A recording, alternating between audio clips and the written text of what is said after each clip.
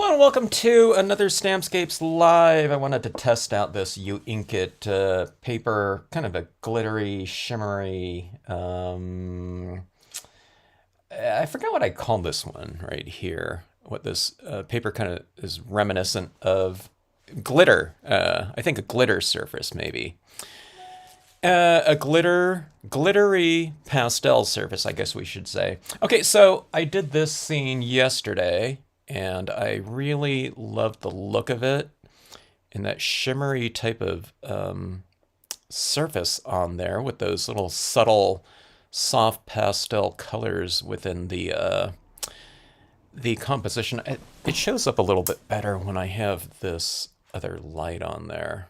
It really shows the I have an incandescent light here on my desk, but you can really see these colors reflected off there rather than just using my fluorescent colors. But see that right there?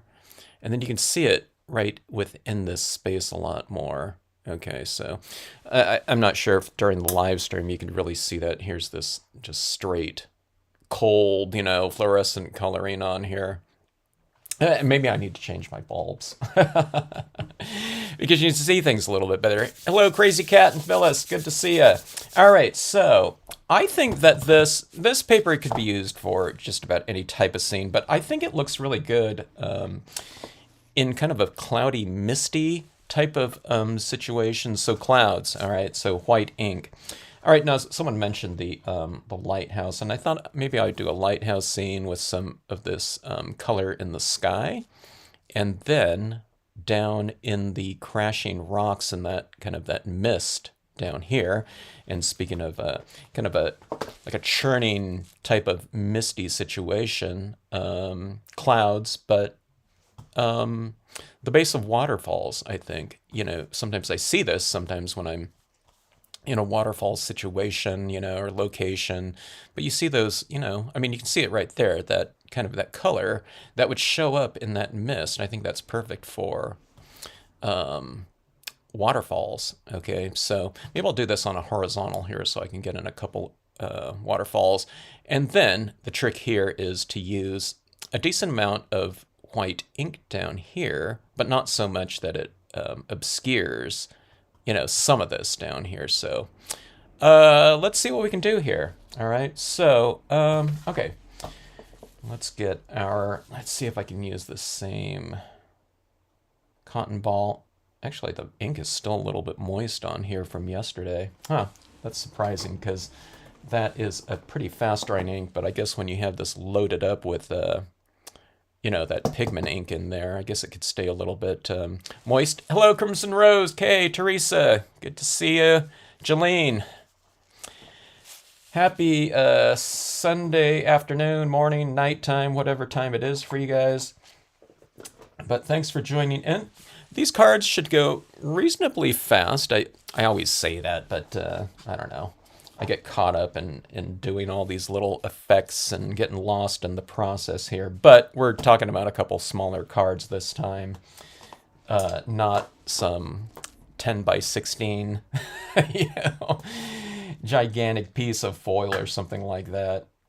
All right, so let's see. Let me get my bearings here in terms of the composition. All right, looking at these stamps here, keeping in mind that they're going to be flipped the other way around. So we'll block out this top portion down here. So it looks like about, we'll go with a little bit more of a solid application, and then we will taper it down a little bit into a lighter application by the time it gets down here. And I think I'll go for another rock on this side so that we'll get this real kind of glittery, shimmery texture of the paper showing through some of that mist down there. Okay, I mean, if you have it, some going through your imagery, I think that looks cool too. But for the most part, I want to bring the focus down into this cloudy area here. So it's cold in the house here. We don't use our heater too often, so I bundle up here. I always say when I used to go surfing all the time, you know, we used to wear wetsuits and everything like that, and my saying for surfing was I'd rather be way too hot than a little bit cold. Out in the water, at least. Okay, so this will go like something like this. All right, so a little bit more than halfway down here. Okay, and this is, I think, the waterfall area. So we'll just start applying this here. If you haven't seen this used before, I say this on every video where I'm using this, but you don't have to apply a really beautifully, you know, smooth application of this. You can get very blotchy. By the time you stamp your imagery over the top of it, it's not going to matter. Now, in the transition zone, maybe we want it a little bit more graceful, but I'll show you how to do that. Okay, so it's hard to see what I'm doing here, but I'll hold this up so you can see how that ink is being applied. All right, let's see, where did that go there? It's 19 in New Hampshire.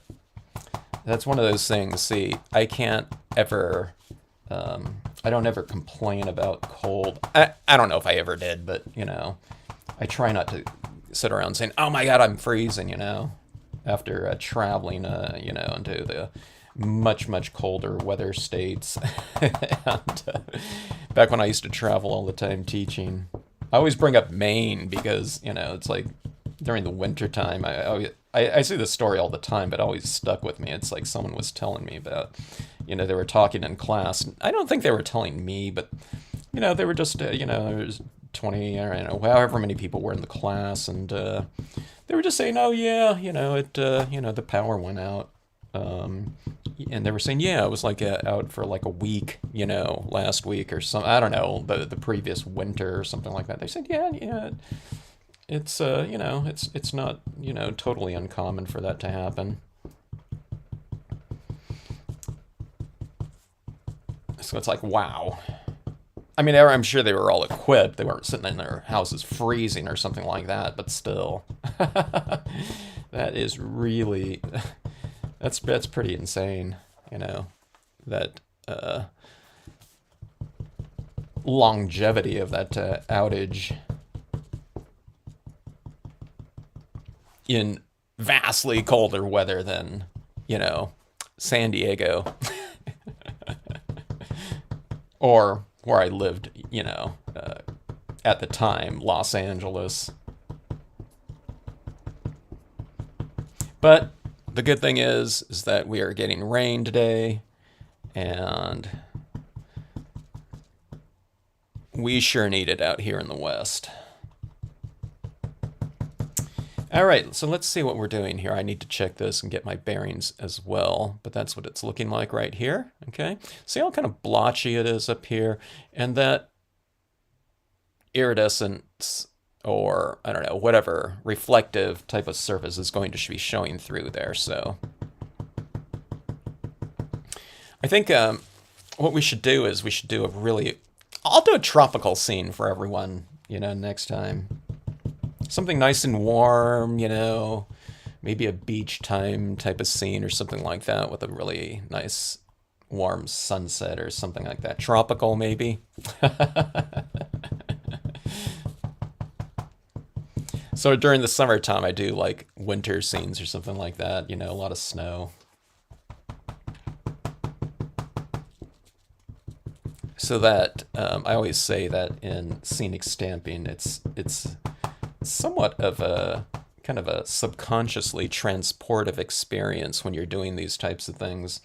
I think in all types of creative endeavors, you know, we kind of get lost in the process, you know, time seems to fly. We look up and, oh my gosh, you know, it's like 4 hours have passed by or something like that. And that certainly happens to me in these live streams or whatever. It's like, oh my gosh, you know, we've been on for like 2.5 hours or something like that. But also when we're doing like scenes or something like that, even if it's on a foil, I think it's kind of there's a little bit of this subconscious transportive type of experience that we can go through that where it's like you're in the scene, you know, you can imagine yourself in the scene. So that's something that's always kind of fun. I don't know if it's going to warm us up, you know what I mean? We're talking about temperature, but, you know, I kind of joke about, you know, stamping different locations, you know, based on, you know, real temperatures from where we're at. But I think some of that is somewhat, I don't know, real, you know, in terms of the experience. Okay, so let's see what we're looking at right here. Okay, so this area down here is going to be this foreground, and this right in here is going to be this little cloudy area with the churning waters at the base of the waterfalls. We're going to stamp our waterfalls down here, but then what I do is I go back in and I add in additional white ink afterwards, so you don't have to get it all down right now, okay?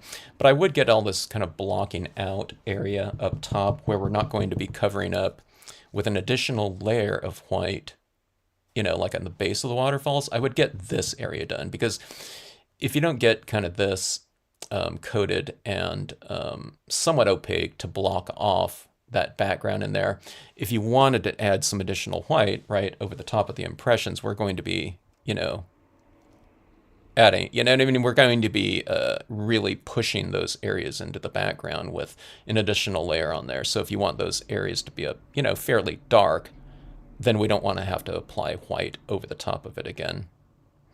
Alberta, Canada. Yeah, see, San Diego, not cold. This is shorts weather for you guys. Even in the rain. It's 48 in my part of California, and I'm freezing. Yeah, we're freezing in California, like 48K, you know, for California. That's freezing weather. 60 is freezing weather for me.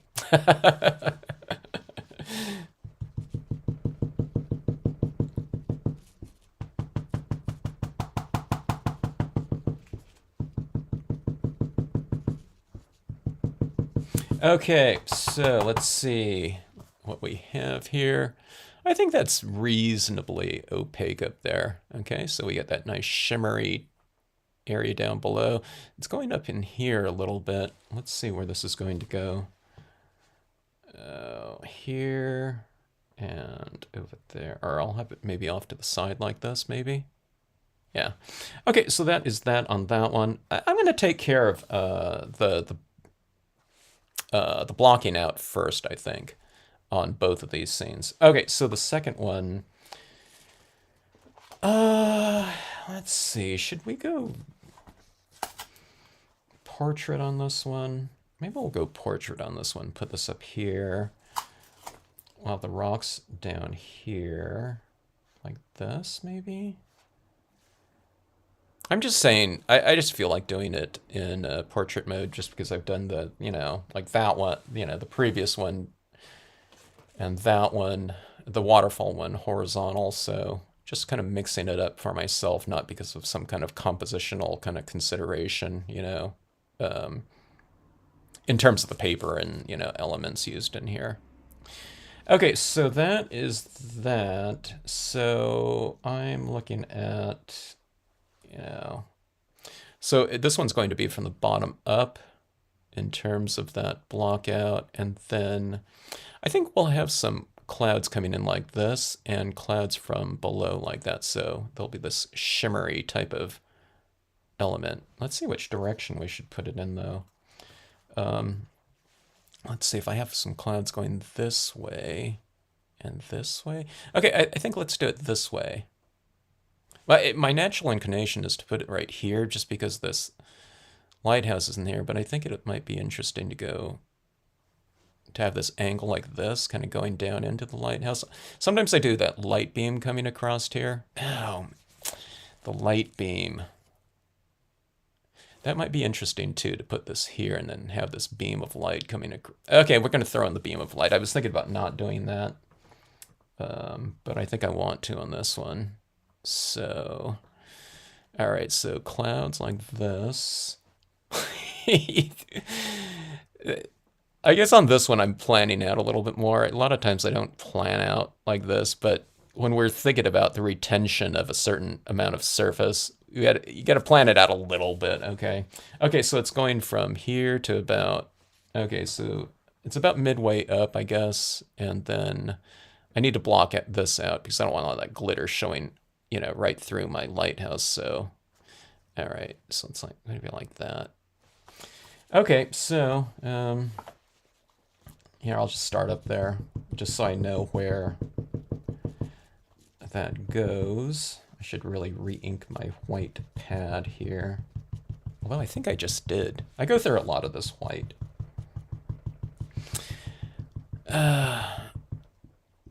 Okay, let's see.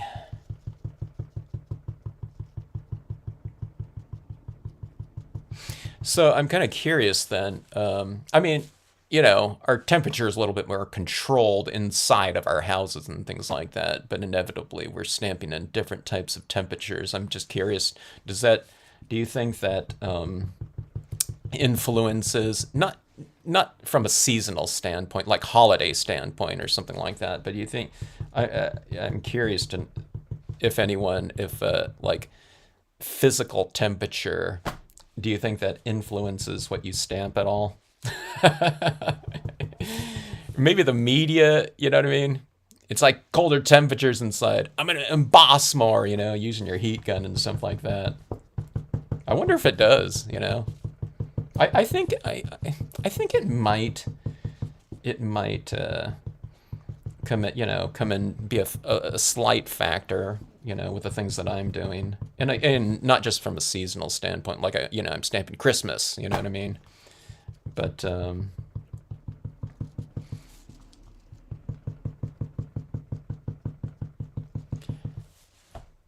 I think I have thought about that in the past, though. Like what I was saying, stamping kind of like colder weather stuff some once in a while during the summertime here when it's sweltering.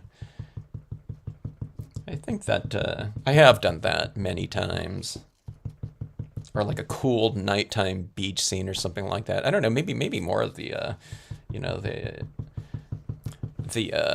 things that I'm stamping out during the summertime when it's really hot. Maybe they're nighttime scenes. I don't know. I do like nighttime scenes anyway, but I don't know. I kind of be curious to look at all my past things. Like, I don't know, like the latest pieces that I've done. I don't know if any of them are night, or are they? I'll splatter paint some stars or something like that, but I don't know. They're like, I don't think I've done any like super deep night ones. Well, that one I did, but that's because I was stamping on top of black, like a super dark glossy cardstock. I couldn't make that a daytime scene. Hello, Donna. Where can I get that paper in Canada? Heather, I don't think this one's very rare, okay? So look on, the easiest place to start off is just like Amazon or something like that. And look up holographic, or look up printable vinyl, okay? And I think a lot of the printable vinyls are these metallic types like this, and they come in like multiple colors too. Okay, so make sure that's the printable vinyl and not just the holographic vinyl, okay? If you want to do this on it, okay? But I know people have got it up there, okay? I don't know if any of them are on that can chime in, but I know people picked up the, I don't know if they were picking up the koala ones, okay? That's another brand. That might be up there, okay? But I picked this. I think there were multiple packs down in the U.S. here, so I'm not quite sure though. I haven't looked up like Amazon Canada in a while for this paper. Let's see. Teresa says it was freezing at my daughter. She lives in Wells, Maine. It took my car a while to warm up. I'd imagine it would. Yeah. Let's see. Hello, Donna, if I didn't say that. Donna O.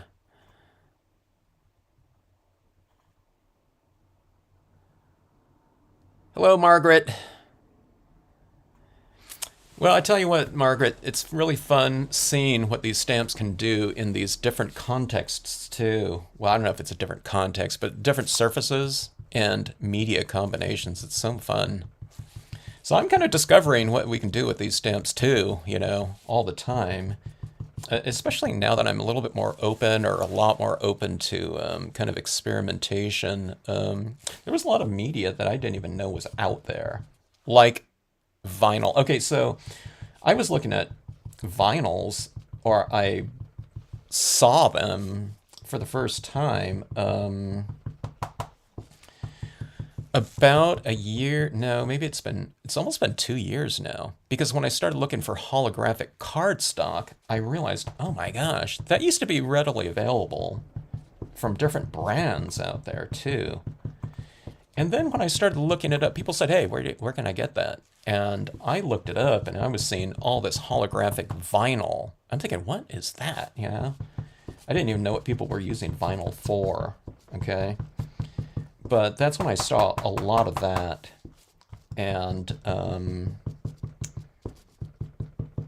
I couldn't find the holographic cardstock. Okay, so we were finding it with some brands. Okay, they were just rebranding a lot of the chrome coat existing stock that was still out there because chrome coat went out of business quite a few years ago. There's chrome coat glossy cardstock now, but it's really CTI binder coat. It's not really the real chrome coat, and it's not made by Chrome Coat, the company. All right, this is what this is looking like right here. Okay. Not opaque enough up here, though, right around that lighthouse, I think. Let's move this over a little bit more. I'm going to move this cloud over the here a little bit more, or you can just call it a blocking out white. And where was I?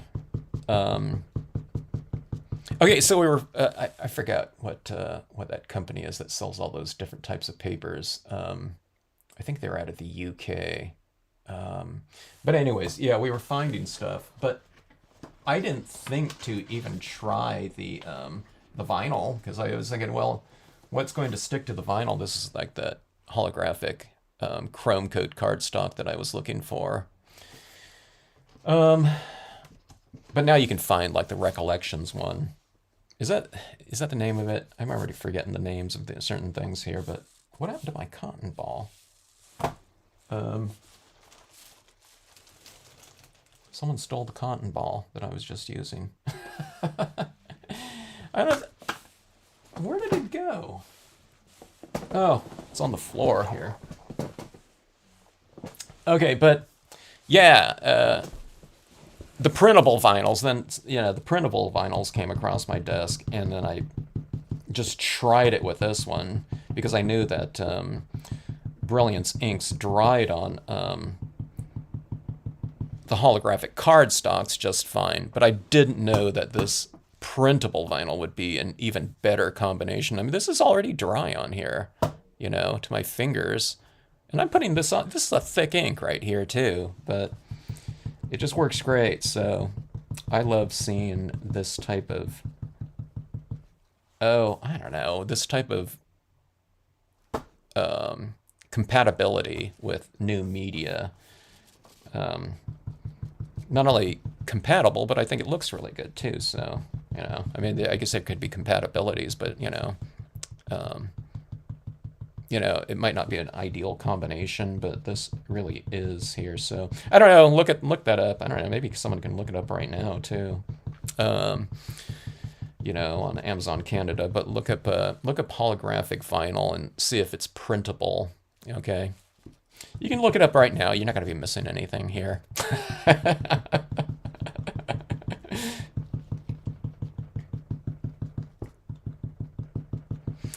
Let's see. Creative Cindy was just watching one of my videos. Let's see.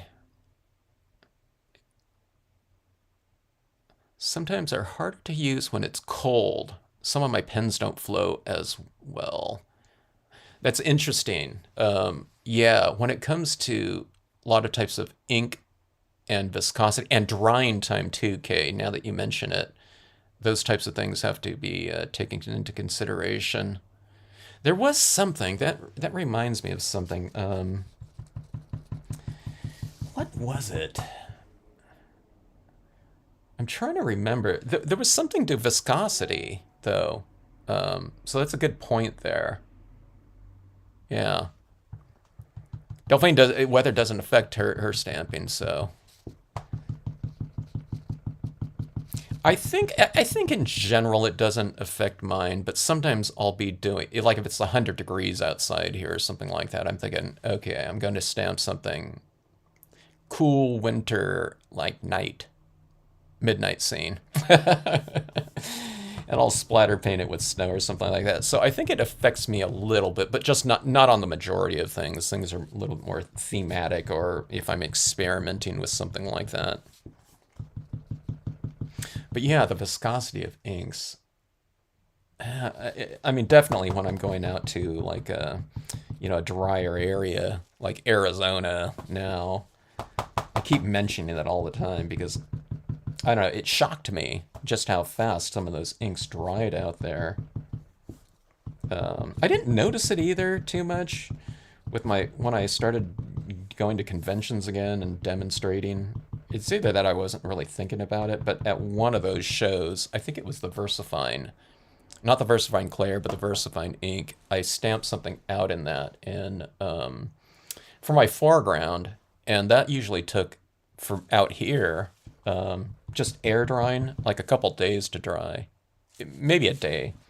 But out there it was dry like within a few hours. So I was thinking, oh my gosh, this is a major, major consideration. So I have to think about that these days when I'm demonstrating these types of things and people are watching from, wherever around the globe.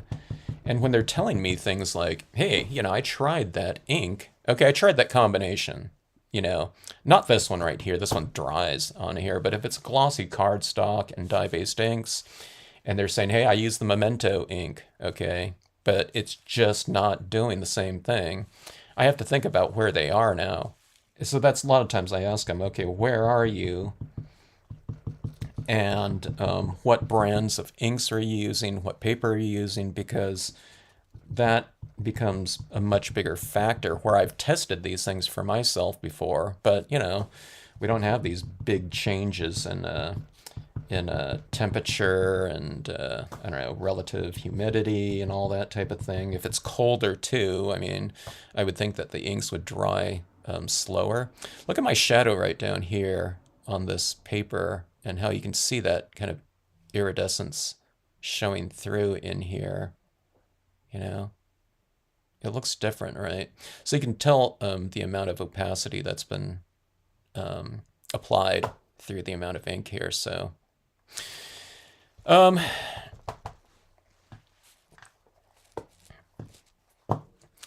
Jen. All right, so that is that. Jen, this is going to be a lighthouse scene right here, and this one is going to be a waterfall scene, both on the kind of that glitter printable holographic sticker paper. Okay, the one thing that I'm not using with these papers at all is the sticker element. I should come up with some sort of application for that. I don't know. We'll wrap a a mug or something like that. I was thinking it would be cool to have some kind of little candle type of situation until I realized this paper, this sticker paper, because of that holographic, metallic nature of it, that light really doesn't show through it. It's opaque. But I was thinking it would have been cool if it was a little bit translucent or something like that, where you can have a candle on the inside of a little thing, kind of, illuminating this scene from the inside out. But that's not going to work. So, oh well, But I don't know, you could have something where you have this scene up in little Christmas lights or something like that. Maybe you can make ornaments out of it or something like that with this sticker paper on the outside of something. Um, you know, and you know, it can be double-sided or something like that. But if you have little lights kind of reflecting off of that, you can probably use it for some kind of cool application as far as that paper goes. I think that'd be kind of nice. And you know, I don't know, adhering some crystals or something like that would always be kind of interesting.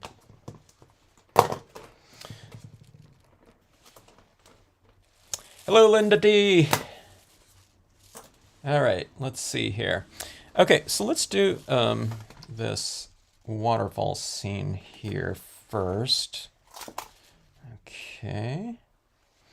Let's go like this and this. Maybe I'll do them at a little bit, I'll stagger them a little bit. Okay, let's see. We'll go like this. One will be a little bit higher, one will be lower. So if this one's going to go, well, let's see, which one should be overlapped. So this is the foreground then. I'll stamp this one first, and I can mask that off if need be to stamp this one up top. The waterfall is coming right here on this one, and the waterfall on this one is this little indentation here, so it'll be right over here. We'll stamp it in the Brilliance just because it's a fast drying ink. You could stamp it in any brand of ink you want, any type of ink. I'm trying to think if there's, I don't think there's any limitations to that, to the type of ink on this printable vinyl. Oil-based pigments, water-based pigments, which is this one. Dye-based inks. The dye-based ink, I'm guessing that if you're stamping it in this white, absorbent, you know, field of the white Brilliance, it might not stamp out as dark, and you know, unless you really kind of re-ink and, you know, you have a really dark dye-based ink. Memories or something like that. That would be a really good one.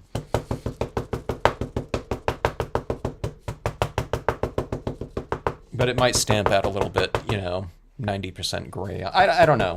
I haven't tried that. The hybrid ink would work fine too. It's nice when, you know, that printable vinyl is pretty,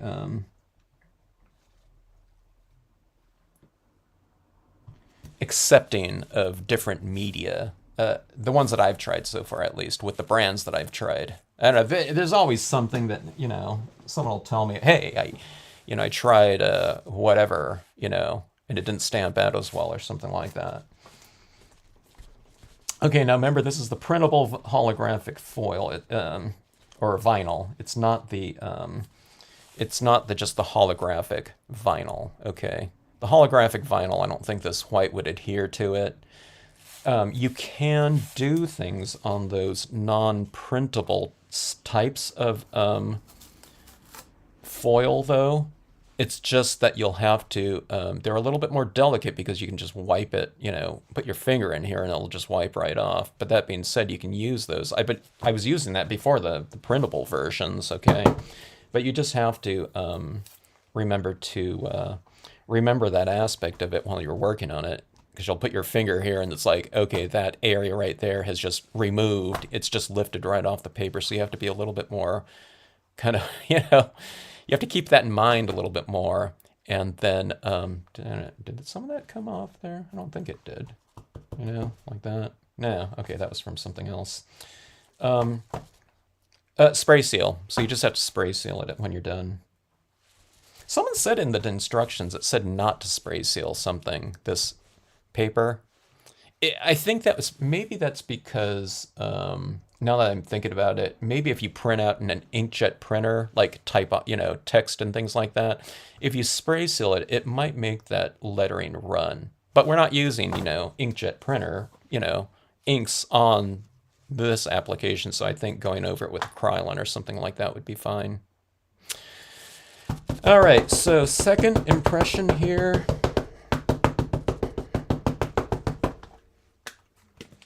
All right. Oh, let's see. My finger, I think I just put my finger in that. Okay, so this is going up top about like this. Okay, let me see. I'll mask this off a little bit. I'm squeezing in this second impression here. I mean, there's room for it, but not the full version, so... Okay, now, see that little area right there where the water's falling like that? I want that part, a lot of that part, to be in the scene, because that's, you know, the thing that I want in here. I want that, the base of the churning water and mist to be a kind of vital part of the use of this paper, you know, because I want that kind of that rainbow look to be in that water area like that. Okay, so I mean, this is a little bit too much right now. All right, but that's, we're going to put the that mist right over the top of this right down here, so we'll get this varied looking impression. It's, you know, mono value right now, but when you put the white over the top of it, it'll look kind of grayer, and it'll bring that mist out front. But see this right here? I don't know. It's already kind of looks, you know, reasonably cool right down there. One time I was driving back through Yosemite National Park, and from Death Valley, which is a little bit far away, but by the time I'm driving way out there, it's like, oh, you know, Yosemite's only like, whatever, 2.5 hours away or something like that. So I used to drive back through Yosemite back when you used to be able to just drive through it whenever you wanted to. Nowadays you have to have reservations, but I was driving back through, and we were grabbing dinner in Yosemite Valley, just at one of those restaurants, and the person working there said, hey, are you going to Lower Falls tonight? We said, well, what's, you know, why? And she said, oh, there's like a full moon tonight, and there's going to be these moon bows out, you know. And what they meant, you know, on the full moon, there was enough light down in that churning water that you can see these rainbows, you know. And you can see this faint color in there too. I thought we'd be able to see these white beams or something like that, but there was actually like little, you know, touches of color. It wasn't like a daytime rainbow or something like that, but it kind of looked like that. You know, you can kind of catch that little bit of color in those bows, and it was pretty cool.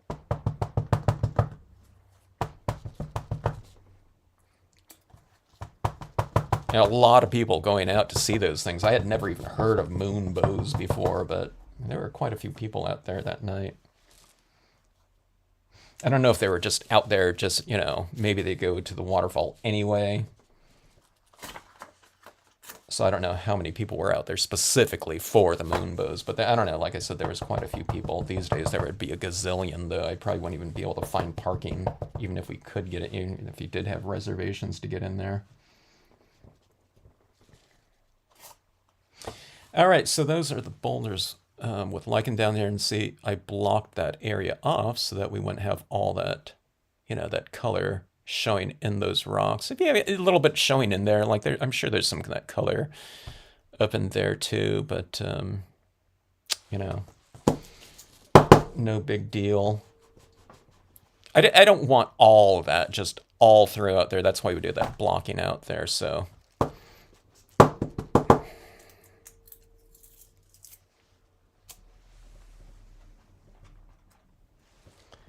all right.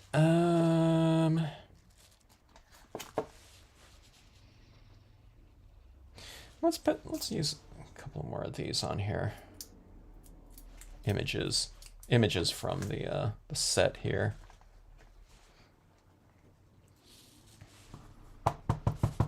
So look up moon bows. Or you can look up moon bows Yosemite too, or something like that. Lower Falls, it'd probably be like moon bows lower, lowers Yosemite, and you'll see that.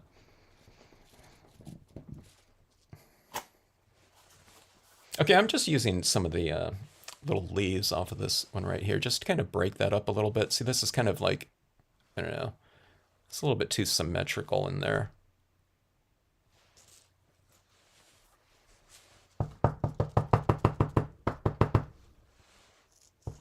It's not totally symmetrical, but I just want to break that up a little bit. And it gives it a little bit more depth as well.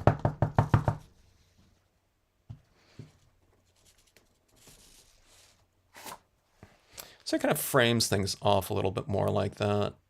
I'm trying to contain the viewer's eyes. See, instead of having this kind of wide open area right over here, it kind of brings the viewer's attention in here a little bit more. Okay, and I'll put some different rock textures in there. Let's go with the larger one and the smaller one. Let's see.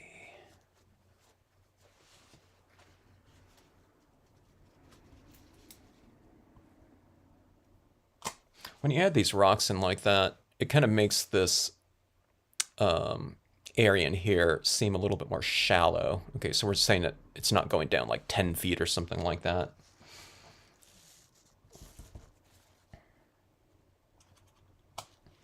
I'm kind of masking this bottom part because I think I want to use some of that smaller one up here too. All right, too big of a...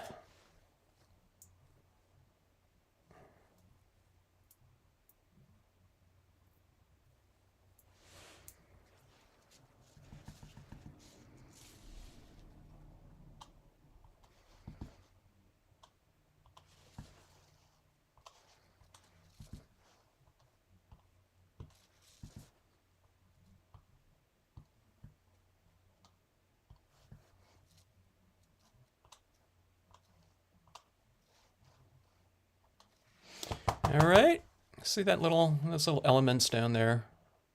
It kind of gives it a little bit of a surface too, along with that reflective area.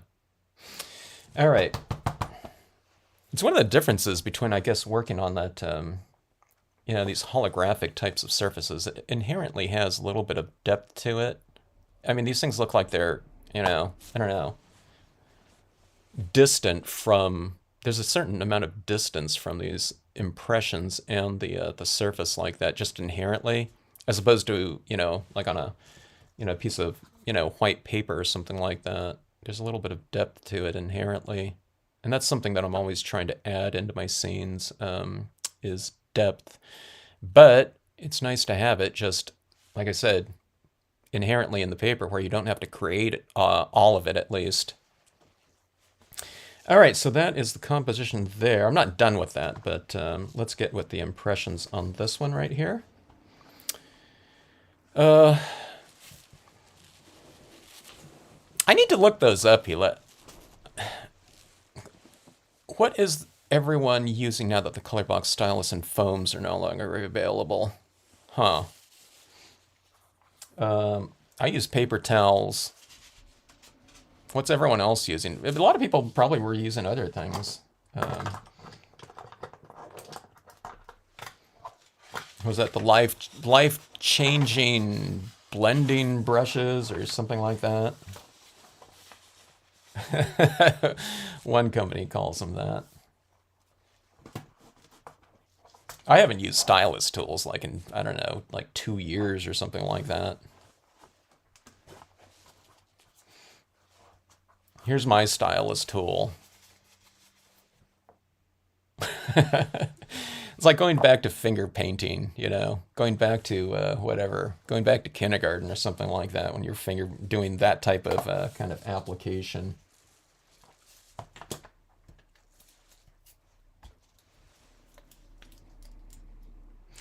All right, Lighthouse, okay. Now that I look at this, I don't know if I want this light beam going across that way because I don't know if I'm even going to be able to see it. I guess if you go like, I guess if you go like that. But most of the time we're going to be looking at, the scene kind of in better lighting like that. But I don't know, I guess it could be kind of like a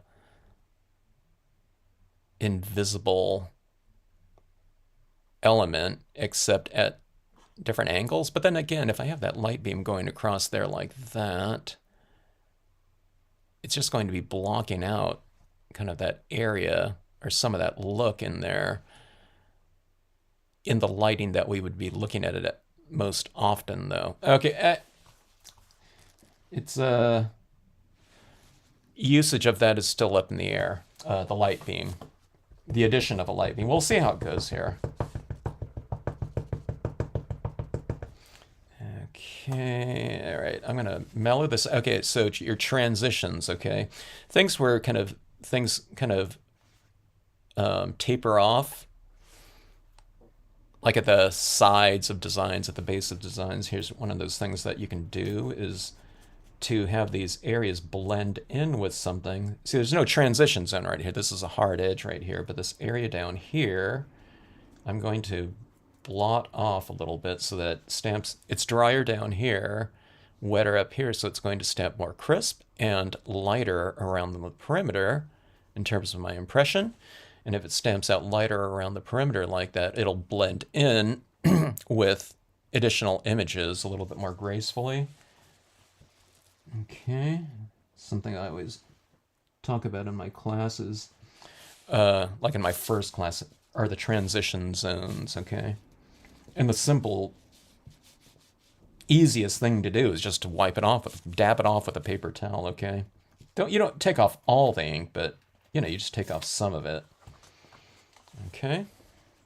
So yeah, that, I don't know if you can tell because it transitions anyways, but it's a little bit lighter down here, so it just kind of naturally goes down there like that, as opposed to having that a lot stronger in terms of that amount of black down here, okay?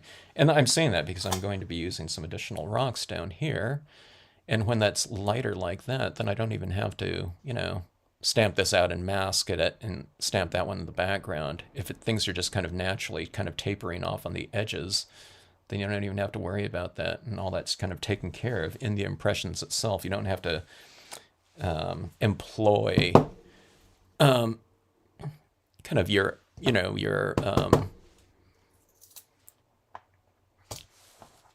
element building techniques in terms of masking, okay? All right, so let's see here how this is going to go. Maybe a couple of these rocks like down here, like so.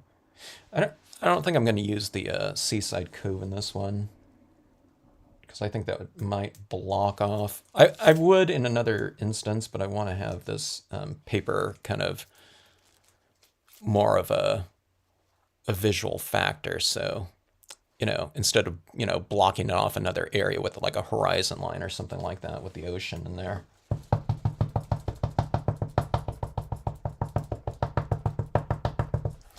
All right, so the transition zones right here, or here, on the sides and on the bottom portion like that. Dry paper towel, okay?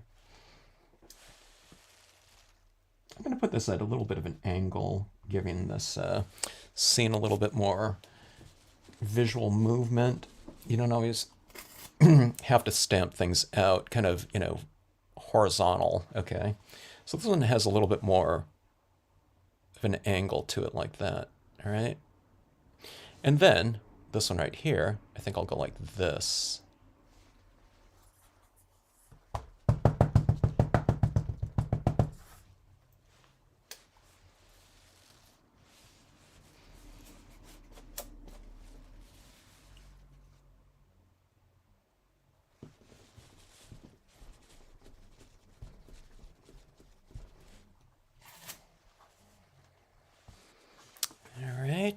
Something like that.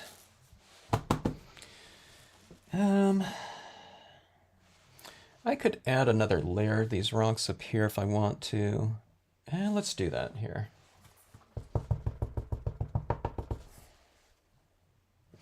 All right, this is what I'm going to do here. I'm going to use these top portions right here, so I'm going to wipe some of this off right here. I'm wiping off quite a bit up here, okay? So this tip of this rock will be black, and then it'll be a little more grayscale in here.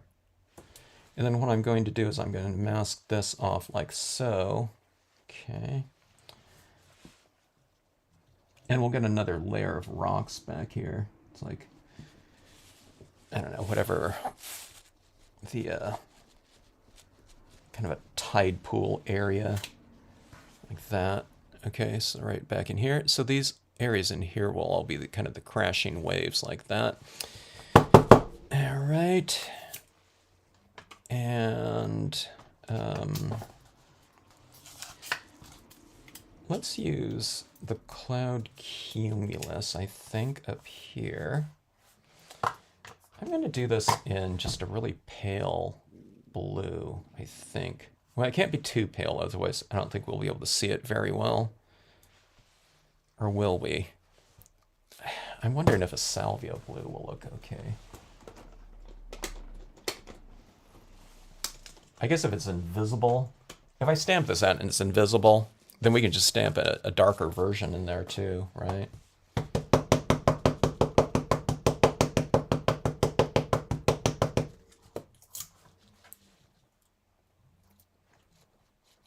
All right, so that's the cloud right there. Do you see how these billows are kind of positioned so that lighting is coming from the top like that?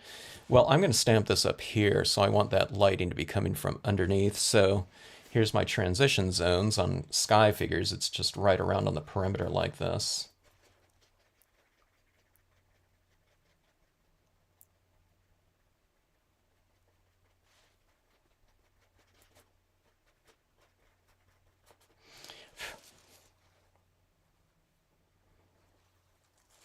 And let's see if this shows up here at all. Yeah, I'm doing it in that white out area that I've applied the white pigment ink to.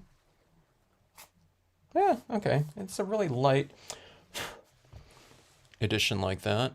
I think that looks pretty good. I think I'm going to add some more right in here too, or right back in here maybe. Okay. You see that like that?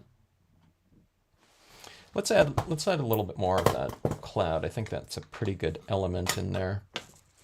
Okay, so the Lavinia, I don't know how you pronounce that. Stencil brushes. Stencil brushes were a tool that I saw used a lot back when. I haven't seen people using the stencil brushes in a long time.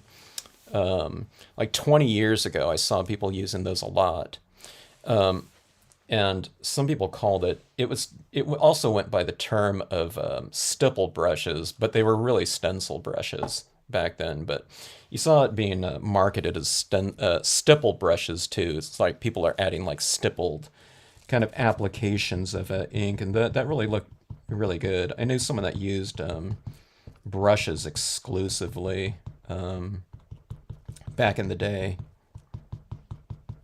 And then they were also using just paint brushes to do, like if they wanted to get in here, the stipple, stencil brushes were too, wide. So they just use like regular paint brushes like this, and they would just dip into, your paint pad or your ink pad or something like that and just go in there and ink it up like that. So everything tended to look really, there was a real soft application of inks. It was Tyra Smith, if anyone's interested.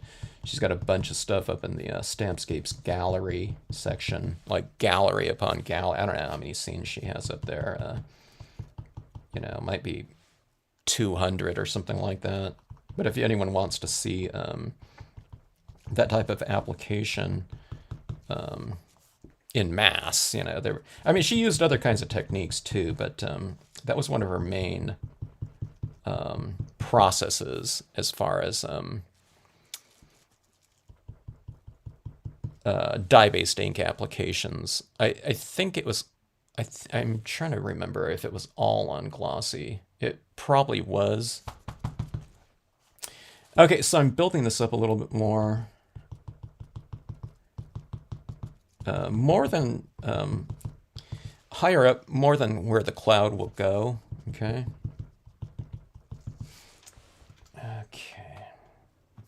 And like I said, this is really great because that's already, it's probably dry.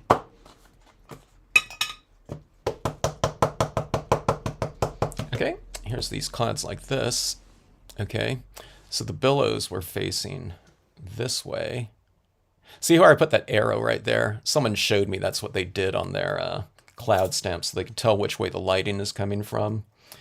So on their unmounted stamp or unmounted rubber or cling foam version, that's where you can put it there as kind of a little bit of a guide.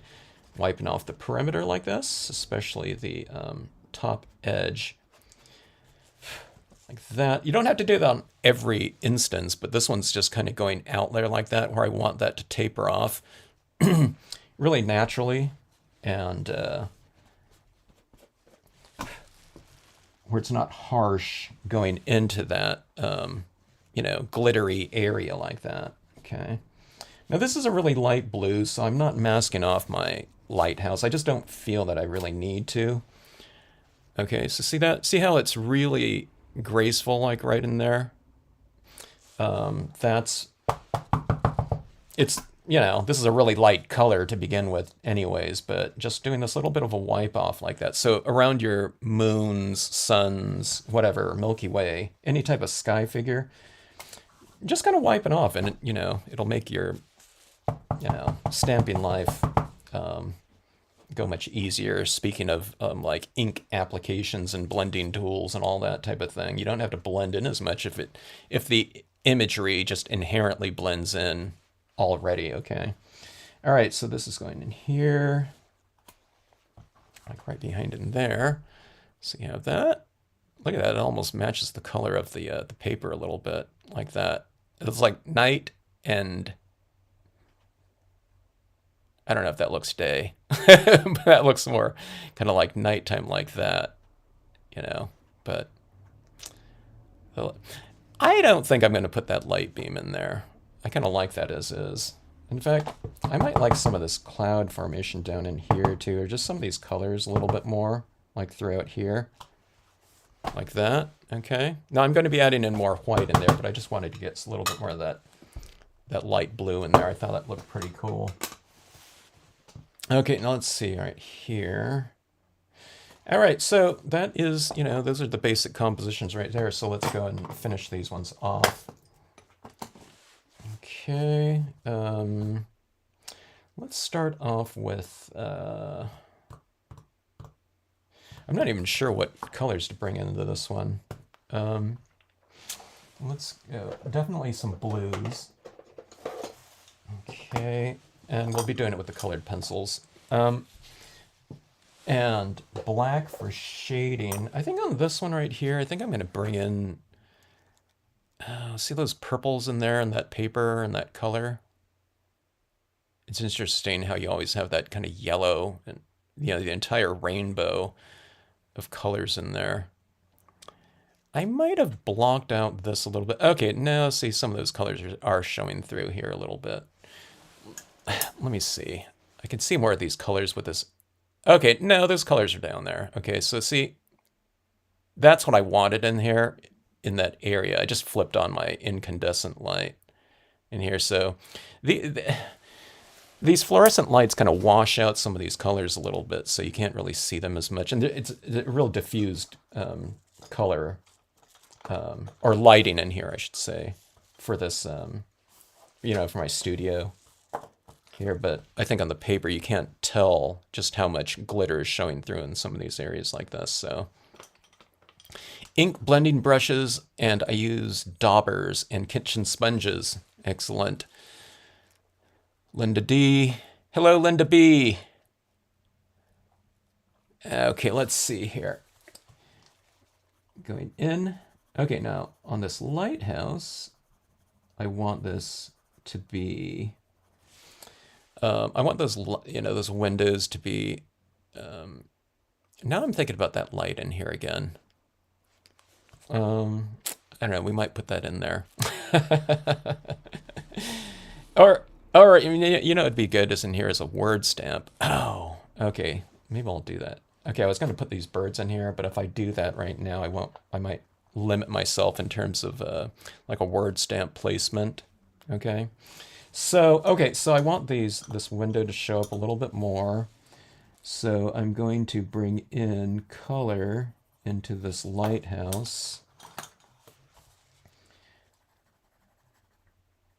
around those windows, and then I'll enhance those windows with a little bit of the acrylic 0.7 millimeter paint pen, okay. All right, so in here, just to kind of flesh out these rocks a little bit more, we're going into those. And by fleshing them out, I mean bringing in some additional gray tones. You know, stamping is all about line art. Everything kind of breaks down between just, you know, solid and something else. So these areas that look kind of lighter inherently within the composition are just, it depends on the density of the stippling, okay? So you can't do grayscale in there. It's like a newspaper or something like that. Everything breaks down into a halftone print. So you can go in and add in these additional kind of grayscale areas with your pencils and inks and whatnot.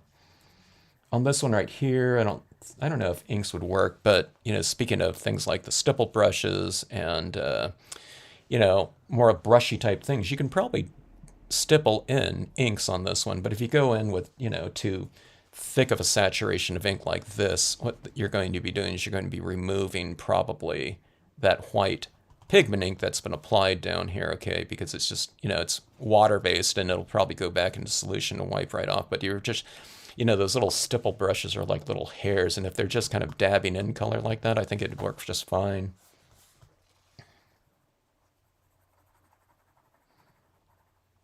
If it's subtle types of things, though, I don't know. I think this colored pencils will probably be a little bit faster, though.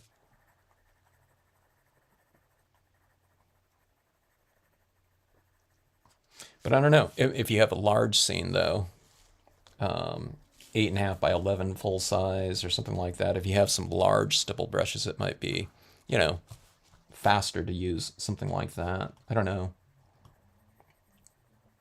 Okay, but I don't know if you can see that, but there's these little tones down here. I can add some of these into my clouds as well.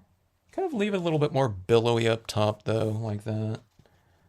But I'm just going in very lightly into my shadow areas that are defining those billows with some of this colored pencil, like that.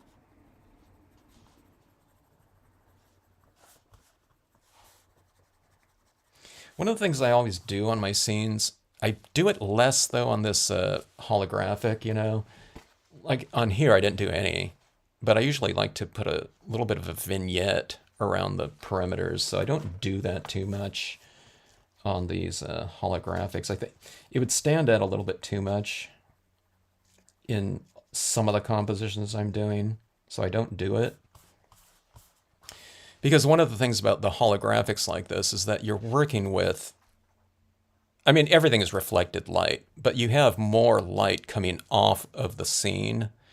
Usually when I'm doing like a white cardstock or something like that, yeah, there's some reflective, you know, type of light coming off a piece of white paper. But when you talk about metallics like this, you can see the glare on that. You know, I can aim this at something else and illuminate something with the amount of light that's reflected off of there. Just the light being reflected was just so much more extreme. So if I put these, you know, harder vignettes in there, I don't know, you know, it might look out of place just because of the contrast between those darker edges and the light being reflected out. It, you know, I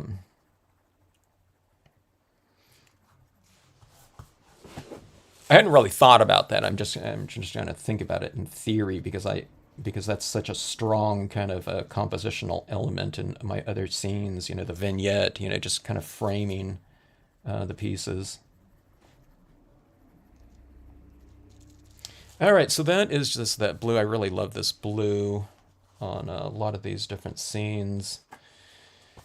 Okay, I'm not done with this one, but let's go in with this blue here. So I'm hitting this down in the shadow areas of these rocks. All right.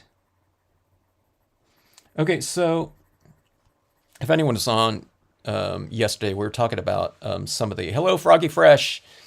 We were talking about colored pencils. Someone, you know, one person asked me about the Arteza, I don't know how you pronounce that,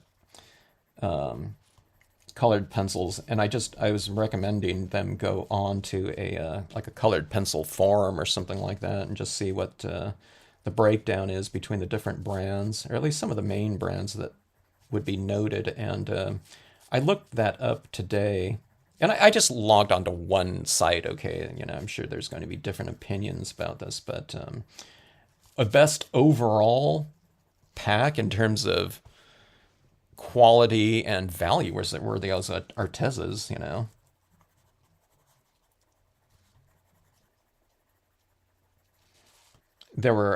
They had recommendations: best pack for kids, best maybe best value or something like that. But they broke it down by brand. This was on the Arteza site though that I was looking at that though. No, I'm just joking. It was like I forgot what it was called. Coloring or I don't even remember. It was just a few hours ago, but I already forgot. But I think I just looked up colored pencil review and then it just auto filled on my thing and it said by brand or something like that. So I just looked at that one. Okay, but they did go into like things like the softness of it, um, the breakability or whatever. What's that? Don't break as easily.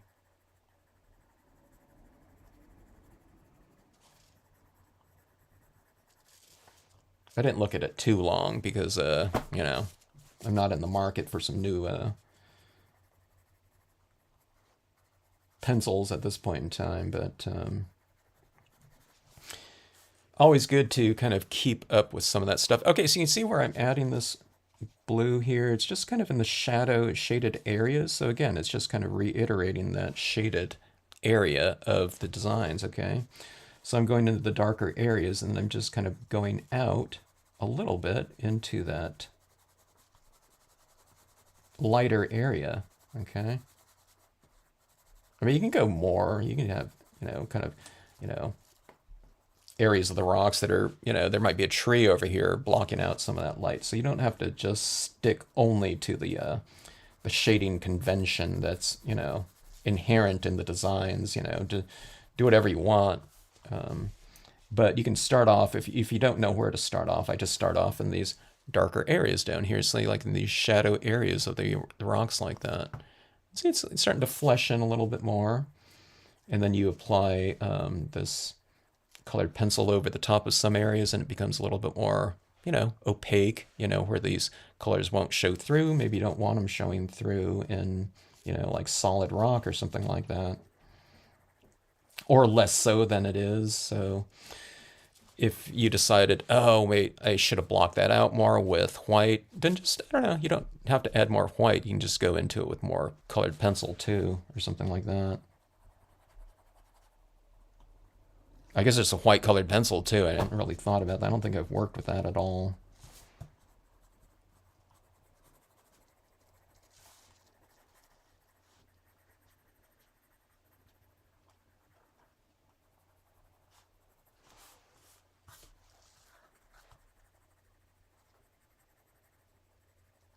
I have this other brand of colored pencils, and I think I have some watercolor pencils too, but I haven't broke into that yet. Um, Trying to think of where I even put them. Oh, they were the Derwents. Um, I did a video on it. It's like a brand new set, and I think they were discontinued or something like that. So it's like I've been a little bit hesitant to use them. It's like, oh, they don't even make them anymore. But when I posted a video, just kind of looking at them, I don't know, people seemed to really like them that had them. All right, this is a darker blue, and I'm going into the darker areas. I don't go into the lighter areas quite as much with the darker versions. But see this right here? Here's a rock right here. If you make this area behind that rock, or the rock behind it a little bit darker or a lot darker, it brings that rock out more visually, okay?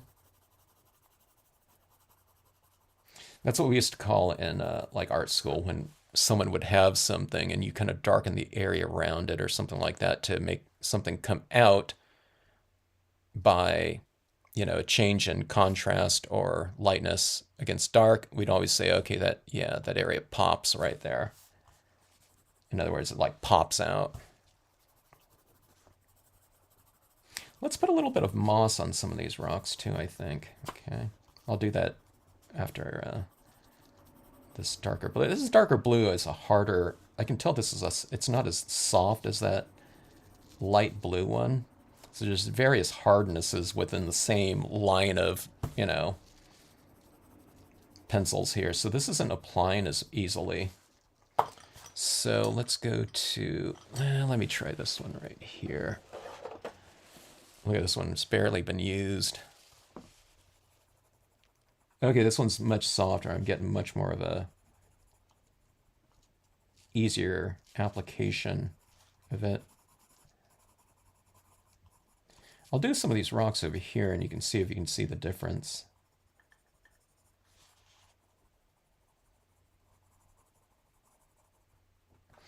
All right, so see this right in here. I guess you can see it. It's like a navy blue, you know, and none of it over here. Put it, some of it in back of that one right there. Attempting to kind of make these stand out a little bit more visually.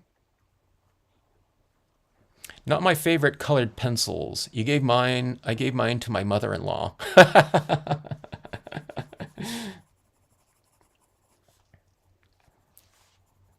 What brand was that, Gila? Good evening, Julie. I own the Derwent set of watercolor pencils. I don't know what I'm doing, so I don't know if I like them or not. Huh.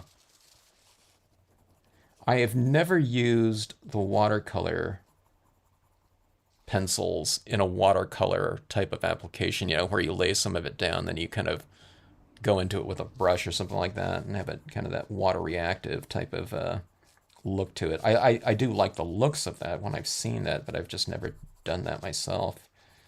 Yeah, so I wouldn't know what I was doing with that either.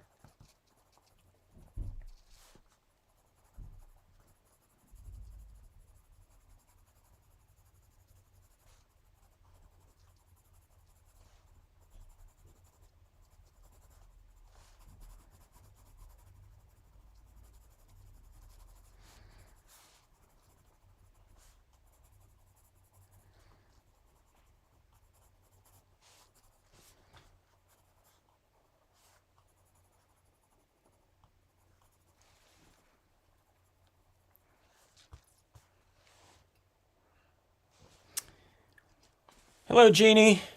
You're never too late. All right, let's see that glittery surface down there. Now, this area is going to get kind of fogged over too, so keep that in mind. All right, so here comes the black in here. I don't like all just that straight blue that I've used up here, okay? But that's kind of it's a base coat for, you know, the colors that I'm going to eventually get to, okay? But I want it to kind of glow a little bit with a little bit more dimension, so I layer those, you know, all those other colors that I've used down there first.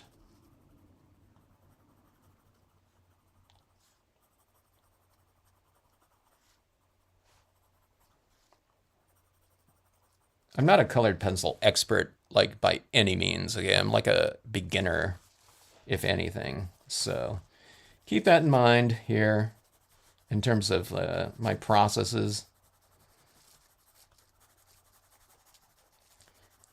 I'm getting more comfortable, I should say, using them, but it really doesn't mean that I know what I'm doing.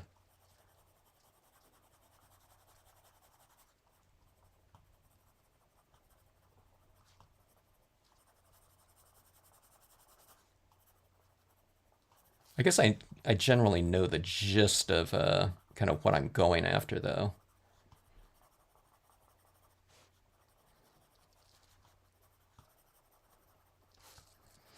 All right. So there that is, just with the blues to the black, okay. And we got that little shimmer in here. And let's put on a little bit of a, oh, like a mossy type of look on some of these, okay? So it's just going to be a little bit of a tinge of green, because that green's in there, right? You know, in this, well, every color's in that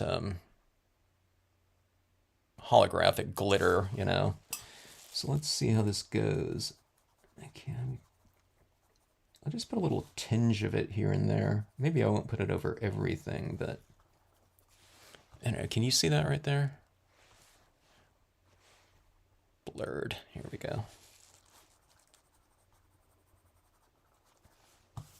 Actually, I do like that. I think it's a little bit more...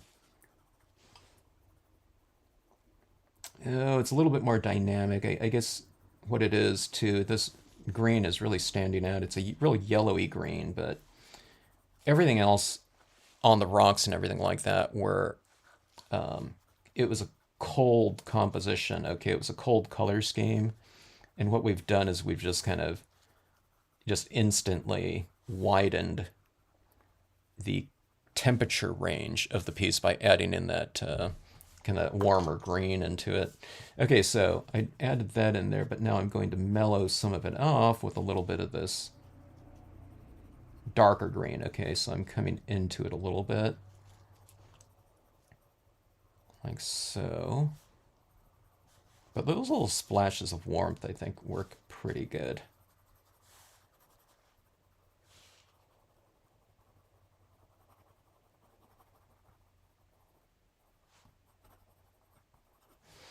All right, something like that.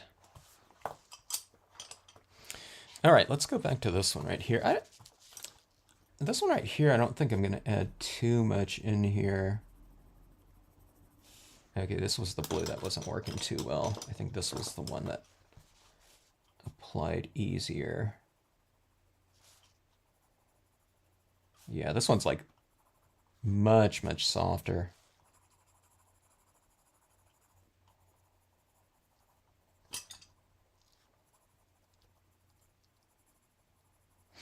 All right. In here, I don't feel it. There's very much to do down here. It's going to be more of the white pigment ink, I think, in there. Let's put some of this into this lighthouse, though.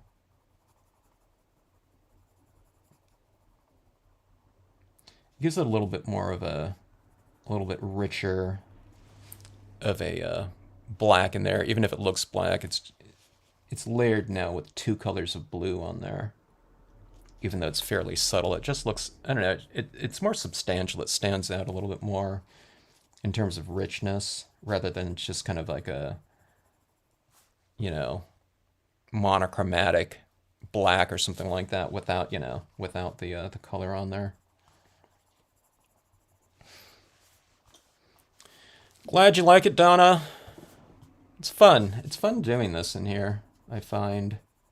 It's colored pencils are really relaxing. I mean, I find certain types of media to be like especially relaxing to apply.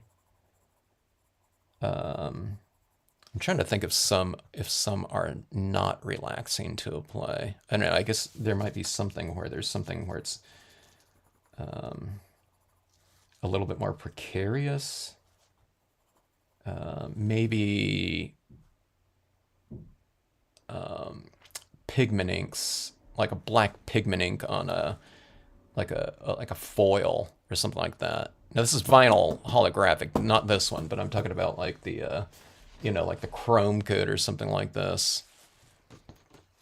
It's not precarious because you can just wipe the whole thing off, but that's the thing, you know, you have to apply like a certain amount of pressure to your application touch, you know, because there's a difference between, there's like there can be a fine line between applying something and removing it off, because if you press too hard, it'll just come right off. It's like you're wiping it off. But it's not stressful or something like that, though, you know, but yeah, the colored pencils I find like super relaxing to work with. Okay, I'm going to try to make some of these things down here. It just occurred to me down here. I'm going to try to make these rocks in here a little bit more intense with the colors, okay, than up here, because I'll make this a little bit darker, and sometimes things in the foreground, you know, things that are closer to us, they're a little bit more intense. You know, as you move back into the distance, things get a little bit more obscured because, you know, it takes, you know, longer for that. There's more distance between light hitting that in theory and coming back to meet your eye. It's getting broken up, you know, with all the sediment in the air and stuff like that. So sharper, darker foreground. That's why I like to do things in black in my foregrounds on any type of cardstock.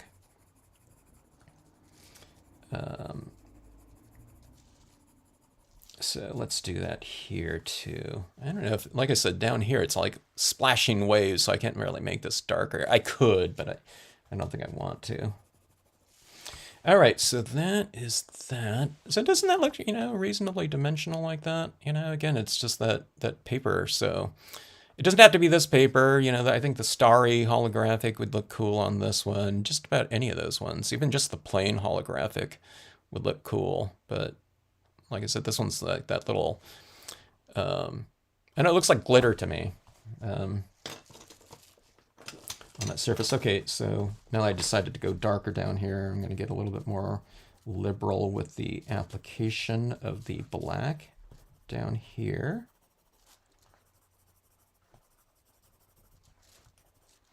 All right. I guess this, you know, this bottom area down here is kind of framing off the scene a little bit. That area up there, though, I'm trying to think if I want to, unless I add in some trees or something like that in the background. Let's go ahead and let's mute that out.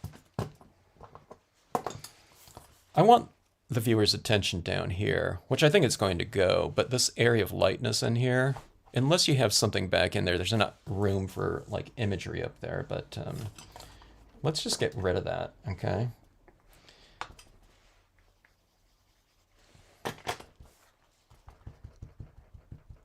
So this is just some of the black here. All right. I guess I am vignetting this one off now that I've kind of gone really dark on that lower section.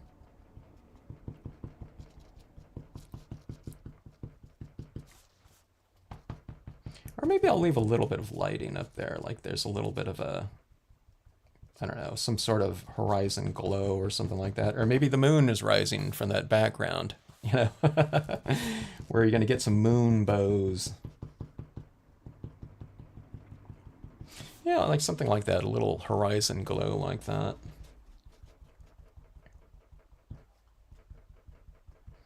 Okay, so let's bring this in around a little bit more of the area. We'll go down here too.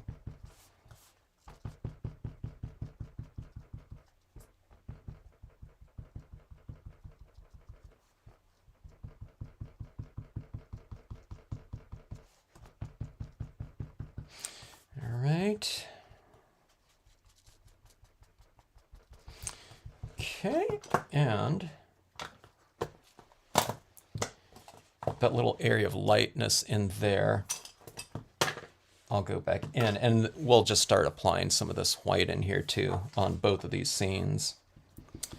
All right, so there's a little bit of horizon glow in there, right? So I'm going to take some of this white ink and I'll reiterate that here. And then I'll also have that coming over the tops of those rocks that are right next to that little glow in there. So it's going white and then black and then white again like that. See, it's a little bit of a softer glow now that you're applying the white over the black now, okay?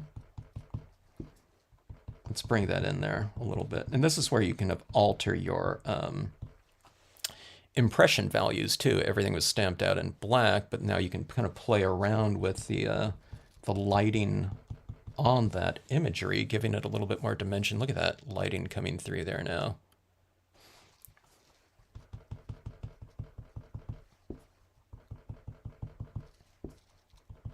Okay, so see that lighting right there? It's a real soft light right up here. So, let's say people aren't getting notifications here. I'm not getting the notifications. Um,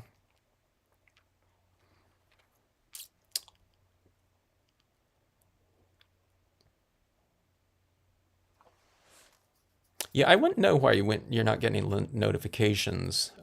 Maybe it's because you unfriended me on Facebook or something like that. It knows that, Linda. I'm just joking. She didn't do that.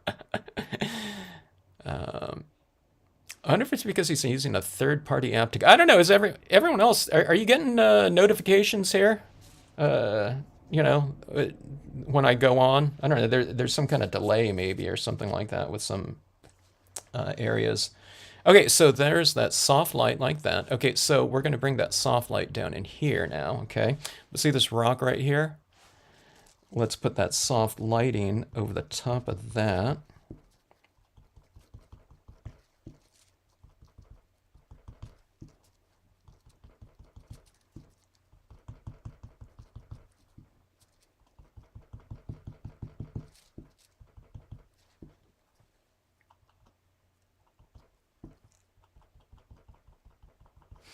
So that right here, so we've brought that same kind of soft lighting right in here. So now that rock goes from dark to light like that.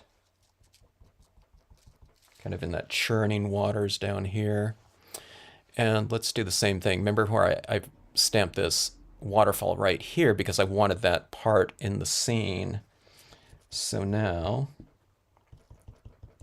we will reiterate that idea of the splashing, churning water down here. It's inherently in the design too.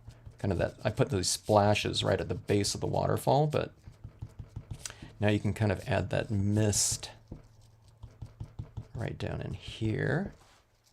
About like so.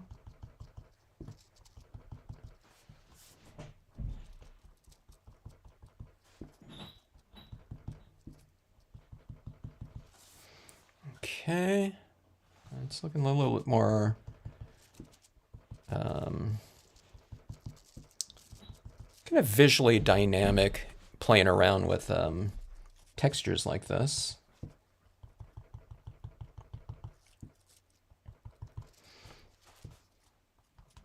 I need to, I wouldn't say I need to, it's not going to be a disaster, but I'm just trying to not, take into consideration the amount that's already been applied and how much more I want to do, because it's easy to go kind of overboard with this because it just makes everything kind of glow, and it's fun to apply like this too and watch that happen. So yeah, it might be easy to kind of eradicate a lot of things down here that you might want to remain as is. Like right in here, I might have put a little bit too much white right in here. So I'm going to try to do something that I don't remember if I've done before, but I'm going to take a wet, damp paper towel and let's see if I can just remove some of that. I just removed some of the that little black. I'm making it real smudgy. So maybe that's not working right there. I just like smudged out. I just blurred that little black thing. I forgot all about those, the other water-based media right there. So let me see. I think I could put it back into solution, but I was smudging around the black right there. All right, so with that in mind, I need to do a little repair work on that.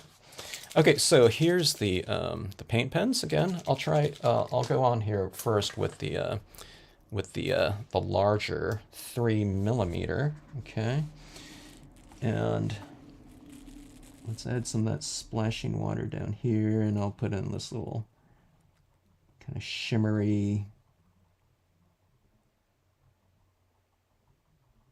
white into that field of white, like so. Base over here. We'll also use the 0.7mm extra fine. But let's get some of these kind of larger, kind of whatever reflective elements in there first.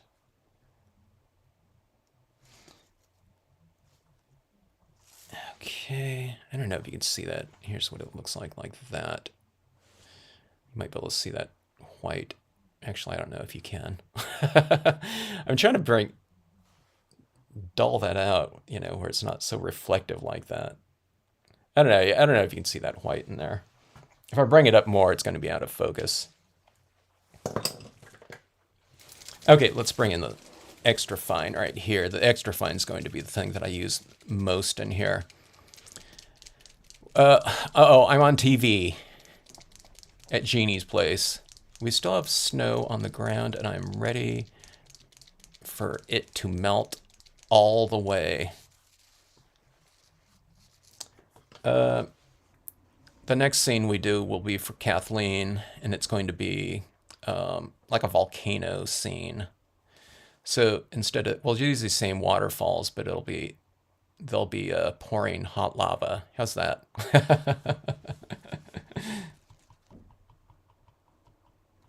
Already done with that snow, huh? Oh, emptying the dishwasher. Well, that's fun. That's fun to do, isn't it, Jeannie? All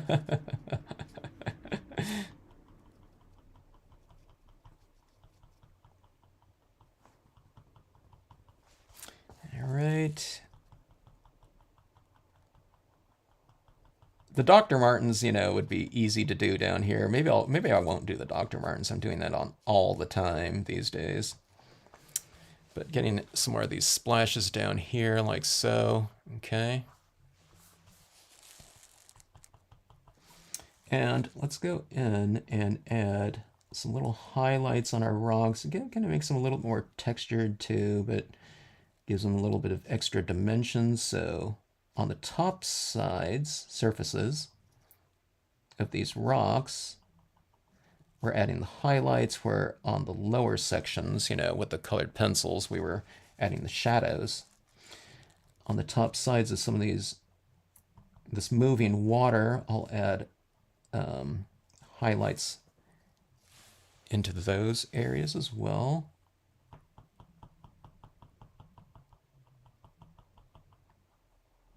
So it just kind of creates a little bit more of a lighter value.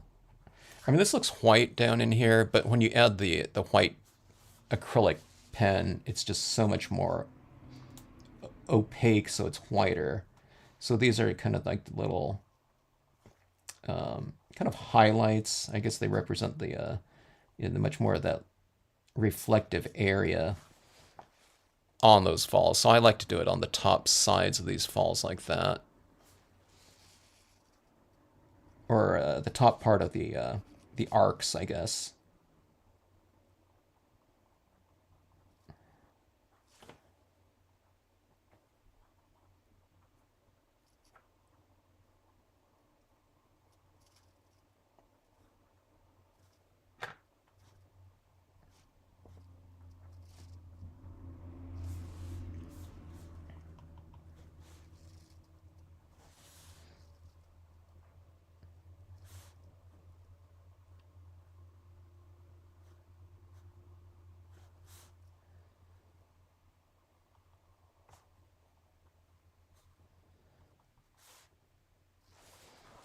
All right, so there's that water.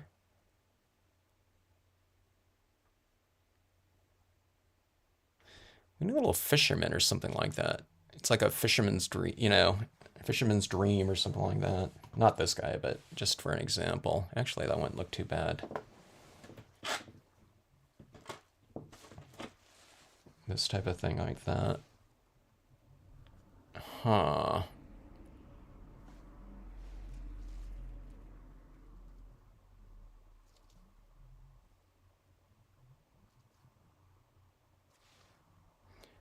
I might want to add that down there.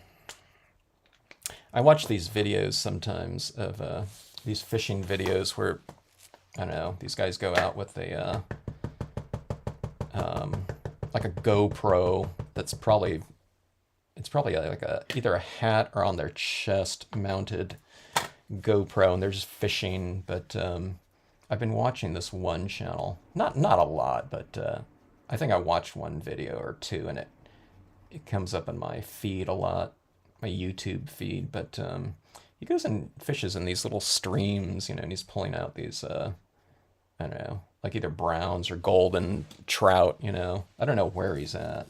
I'm guessing Idaho or something. But it's it's kind of a little bit addictive. I don't fish, but if I fished, that would be the type of fishing that I'd like to do. Kind of like little natural streams and small streams and stuff like that. They're just going out and catching and releasing these little fish and stuff like that. But anyway, so that looking at this, I'm thinking, oh, that would be one of those like ideal little spots, secret spots that someone's kind of going and fishing at. All right, going and adding these little ripples around the figure. Okay. I'm gonna wait for that to dry a little bit. Well, I guess we don't have to wait too long, but you go in and you oscillate that impression with that same soft lighting. My cotton balls almost completely beyond use, and it's all lumpy now. Okay, let's see.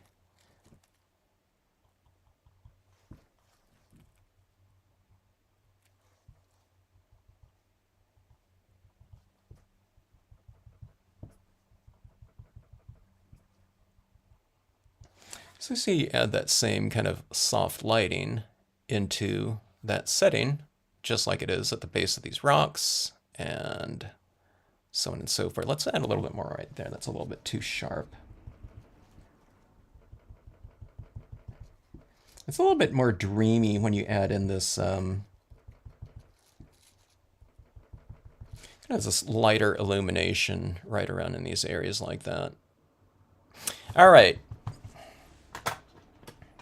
So if you like anyone, if you know anyone that fishes, that likes to fish, I think they would like to go and fish in this location. Like that. Yeah. It's like a little magical little area to go fishing at, I think. Maybe, we'll have a stamping fishing retreat somewhere at that location.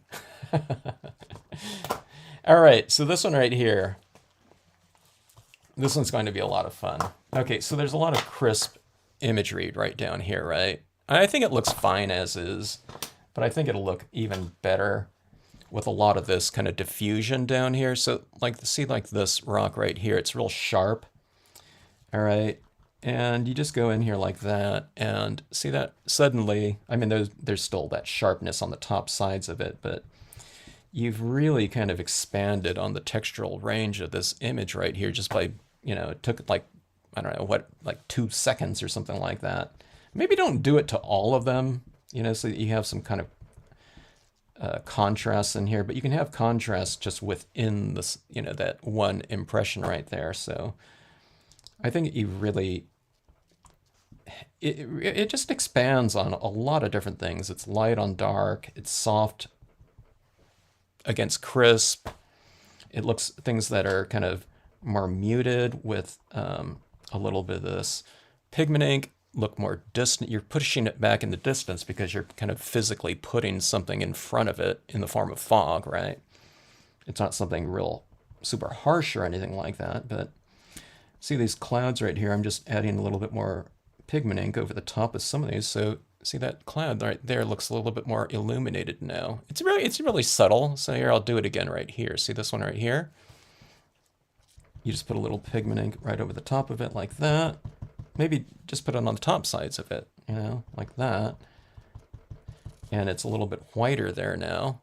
And see how that kind of glows and it kind of just diffuses out right into this area too. So this cloud right down here, we'll do it on the bottom side of it because it's kind of being bottom lit, where the clouds underneath all this lighting are being top lit. So You just go like this, and even see, I mean, this would be really extreme if I stamped out that cloud in black or something like that, but even in the most subtle value of blue, you know, you can really change and kind of bend the object in space by adding that lighting in there. So it's a darker blue down here. That's the same blue that was used up here, but now that's lighter blue right there. So I don't know. I think it looks, I don't know, more complete this way. And let me show you this on the lighthouse too. Let's put a little bit just on the base of this lighthouse like that. So just that little bit like that. Doesn't it look more three-dimensional now?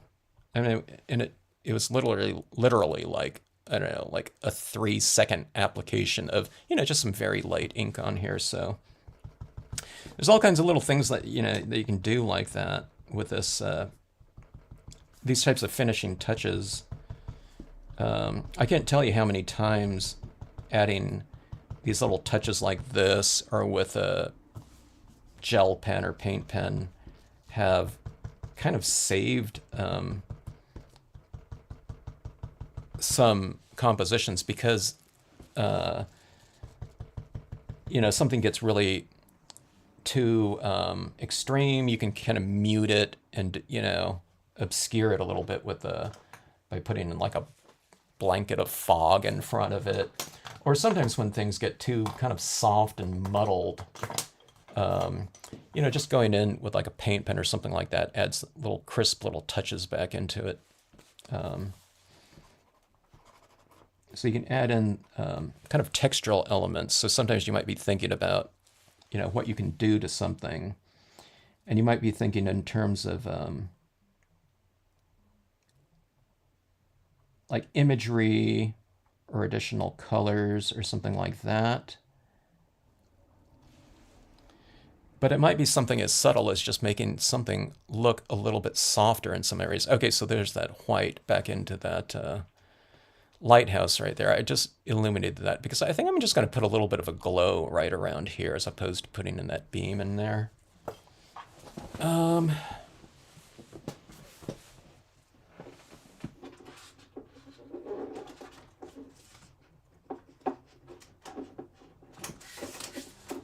Let me see if there's a good quote that can fit in here. It'd be kind of better if it's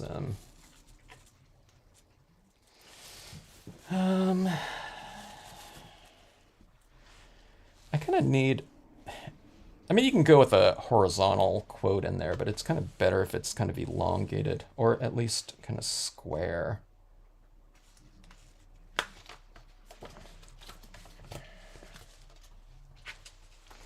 How about between every two pines is a doorway to a new world? How about that? No. I always use this one right here, this one with the lighthouse. It's love must be a light, as much a light as it is a flame. But that looks really good with this one in the lighthouse, like in a sunset scene, because it has that light, and then there's this, you know, glowing, you know, warm light up in the sky. So okay, where did that one go? Adopt the pace of nature. Her secret is patience. I don't know. That's like a man-made like object, so it's not so much nature. I don't know if maybe I'll think of something later here. Okay, I think of anything right now. I'll look at those later, but I want to get this kind of finished off here. So I am going to put a little bit of a focal point in. I wanted to do those birds anyway, but these birds would be really fantastic if they were kind of like flying around like a quote or something like that. So maybe I'll put it low, like right down in here. These little seagulls are, let me see.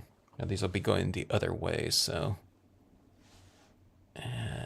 let's put them down here. And again, because I might I want to leave all this room up here for a potential quote stamp. Something about colors, though. Oh.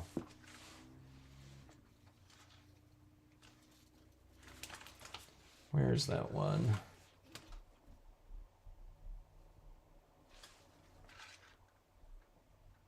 There's nature always wears the colors of the spirit. Would be a perfect quote for up here. Okay, I'm just going to do this right now here. Okay, let's see. Let me do this something too. I'm going to wipe off some of these birds in here to make them a little bit drier. Maybe a couple of smaller ones. Maybe they'll stamp out a little bit lighter. I don't know. Thing is, I never want to remove too much of it because, you know, I don't want them to not stamp out. But a lot of times I don't remove enough. Okay. All right, so these ones right here, oops, are a little bit lighter. And I can do that treatment around there too with something. But again, think about a quote right up here later on. All right, so there's that. And let's add in some of these additional splashes down here. And let me get that little bit of a glowing diffusion around that, the lamp too.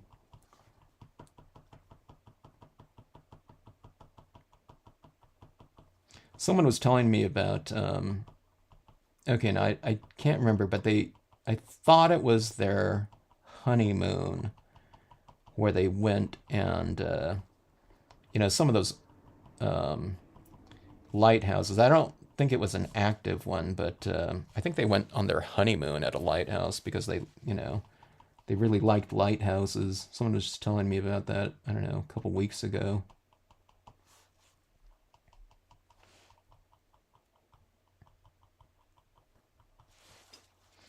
All right, so adding that texture into these areas. Again, it's just a brighter, lighter white. Okay, down in this area like that. It makes it a little bit more active. And then, all right, so my cotton ball's not going to do the trick here, so you have to go with something much more targeted, smaller for this, right around the lamp right here.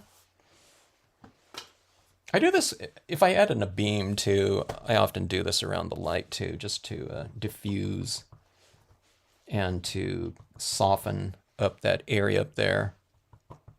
I guess I go soft on the base and soft on the top, like right around in that area. So it goes soft, sharp, soft.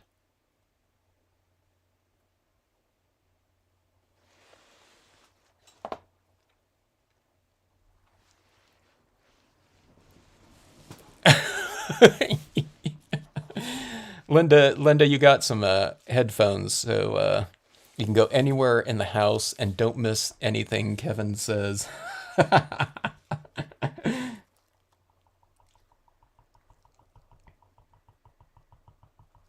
Someone else just mentioned they brought like earmuffs, so to mute everything I say, although they could just turn down the volume too. All right, so this is going in around the lamp. I guess this will just kind of diffuse in there, that area in there, but it's also kind of blocking off some of the glitter, giving it a little bit of different texture up there too. So that's also contributing to that. So it's a little bit of a light right up here. I don't know, I'm not opposed to that light in there now. Like a beam coming across there. Now that I see this and all the other kind of diffusion down there,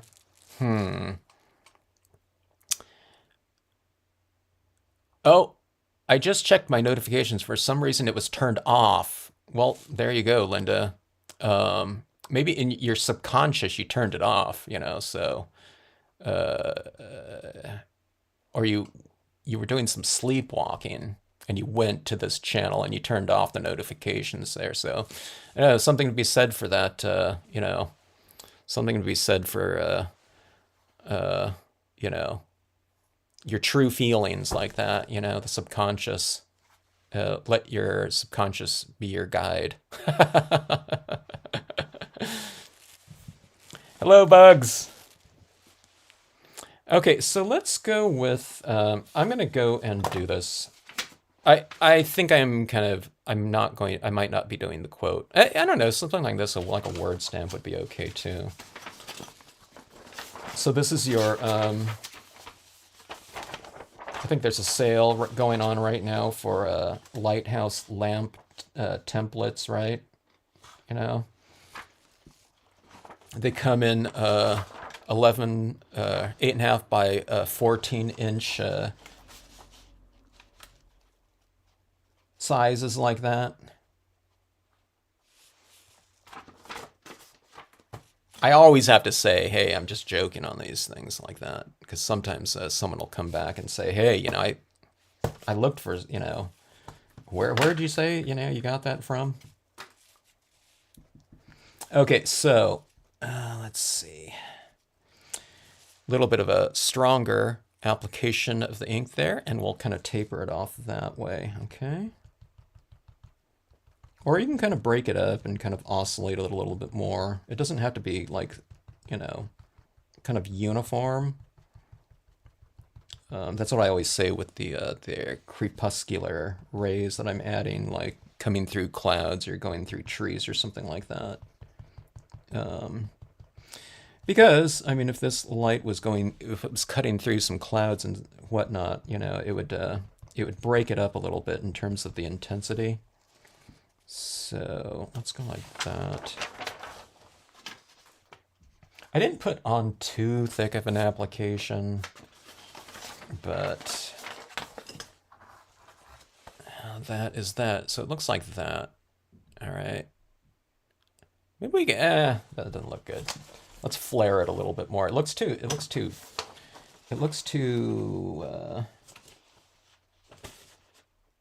uniform. Okay, let's go like this. I mean, you can still put a quote right over the top of it too if you want to.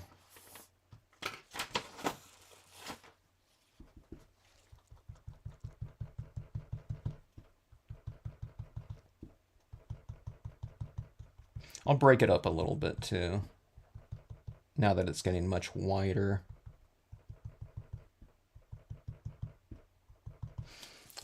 Okay, something like that.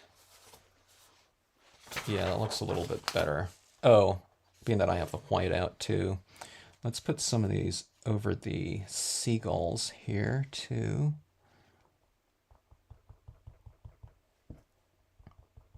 I just like to vary all the different images in here, and it envelops them in that, whatever, that sea mist, I guess.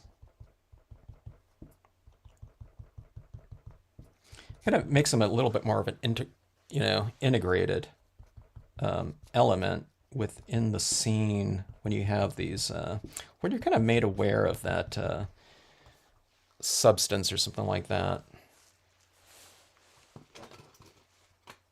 Okay, so where this light is going kind of into that cloud too, I'm going to illuminate that cloud where that light is kind of going into it a little bit.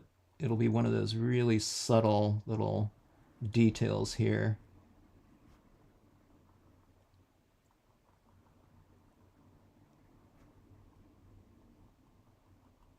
All right, so I don't know if you can see that there, but those clouds right there are kind of creates a little bit of a visual dialogue between light and reflected light there. So it's a little bit different from those clouds up there. Maybe that's a little bit too distinct. I'll just kind of taper off some of this. I'll put a little bit of a highlight on some of these other clouds too. Actually, that looks pretty good. It's made those clouds a little bit more rounded.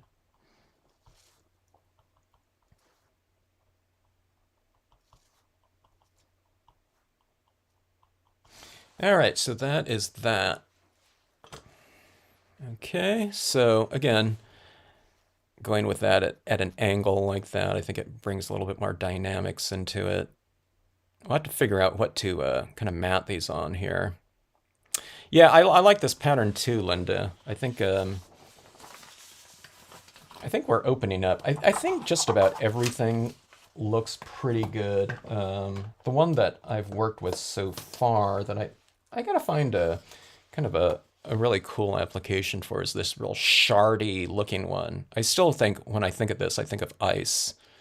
So some kind of like, winter scene or something like that. I used it with the autumn's imagery first.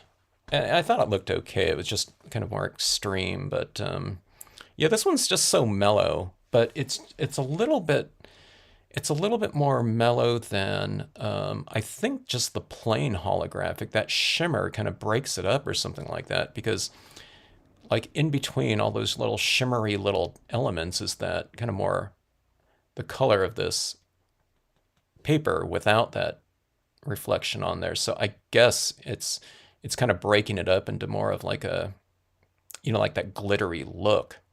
I guess I don't know. That's what I'm guessing. I don't know. The holographic. I don't know if I have a piece of that out right now, but okay. Here's the holographic. Yeah, this one's definitely brighter and more extreme, right? The intensity of these colors are so much brighter. This one right here is much more pastel-like, which is interesting, that we'd think that with the, a glitter element to it, but yeah, I don't know, it does. So it's much more subtle. So a little fisherman's dream like this down here in the water. Let me see if I can turn off some of these. Let me turn off one of my lights and let me throw on the incandescent here.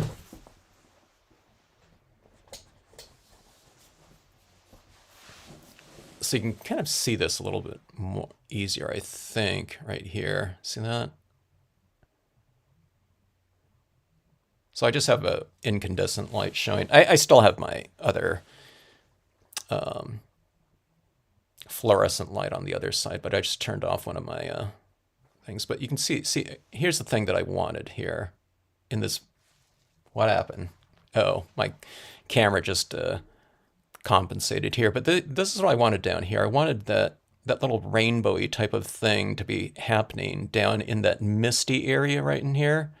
So that's, I think, one of the killer applications of this white and that paper up there, right? It's seeing those little rainbows in that that mist, like so. Okay. It looks, I don't know, that light up there looks kind of interesting like that. You can get it, if you can get it just right. Like that looks kind of cool up there, huh? It looks like the sun. I don't know, because it's reflecting my lamp here. God, it's blinding me.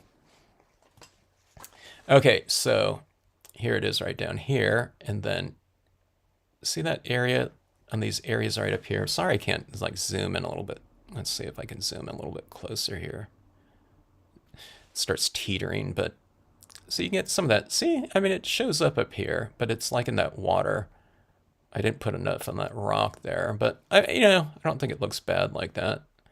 But it's like completely opaque up there, but wow, that really does show through up there. Right up here.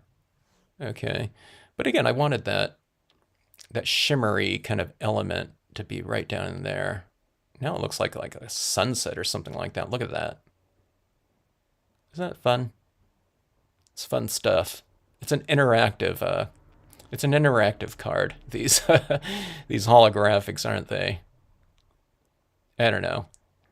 I mean, you know what I mean? I've been stamping a long time, but these little things like this, these little elements like this, it's just kind of nice. Like I said, it's nice to have these types of features kind of inherently in the surface that you're working in, because normally we would be working on a piece of white cardstock and we'd be adding things like this back into it with like stickles or wink of Stella pens and that type of thing. So doing something like this, it's all just about the retention of that element, but doing other things in the other areas to make it more suitable for whatever we want to use it for. In this case, a waterfall scene and you know, it's for scenic stamping. I don't want glitter showing through everything, or that iridescent thing, but it can show through a lot of it. But again, like right down there in that water, I think that's really, cool down there. I mean, it's really nice up here just as is too, but these types of papers too, I guess the holographics it's wide open as far as what you want to, mat the card on, if it's going to be a color, here's just black right here. I wouldn't just do it straight on black, but, I think it looks pretty cool like that though too. Yeah, and this one right here.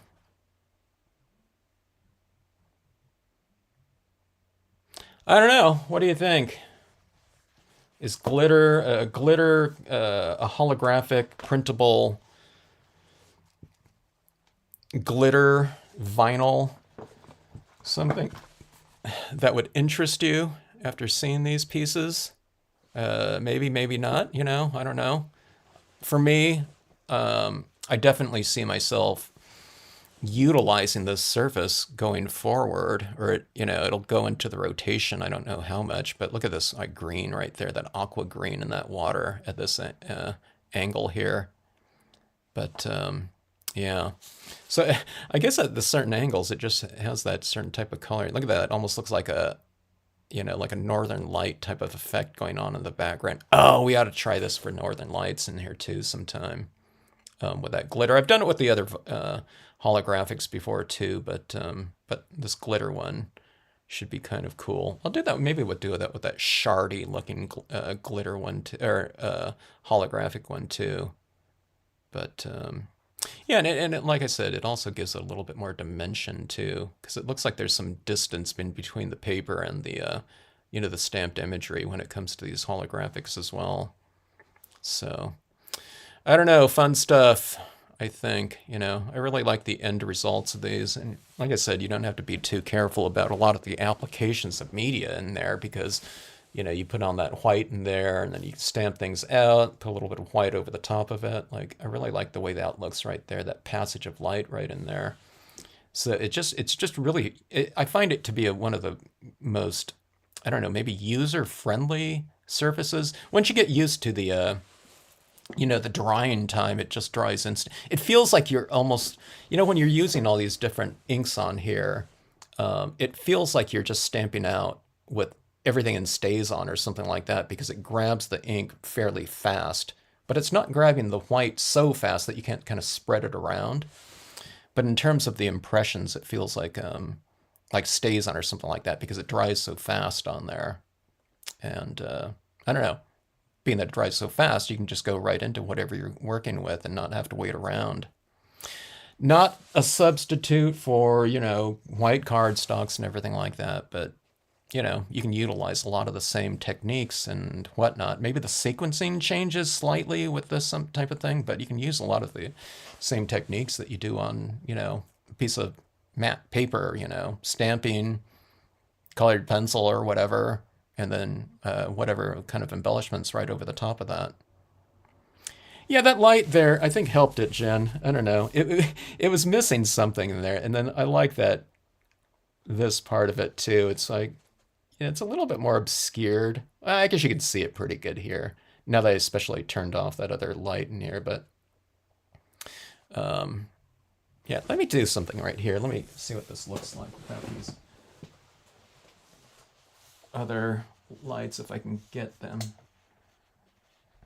Yeah, that's a little bit too dark now, but this is just with a standard. Look how glittery that looks right there.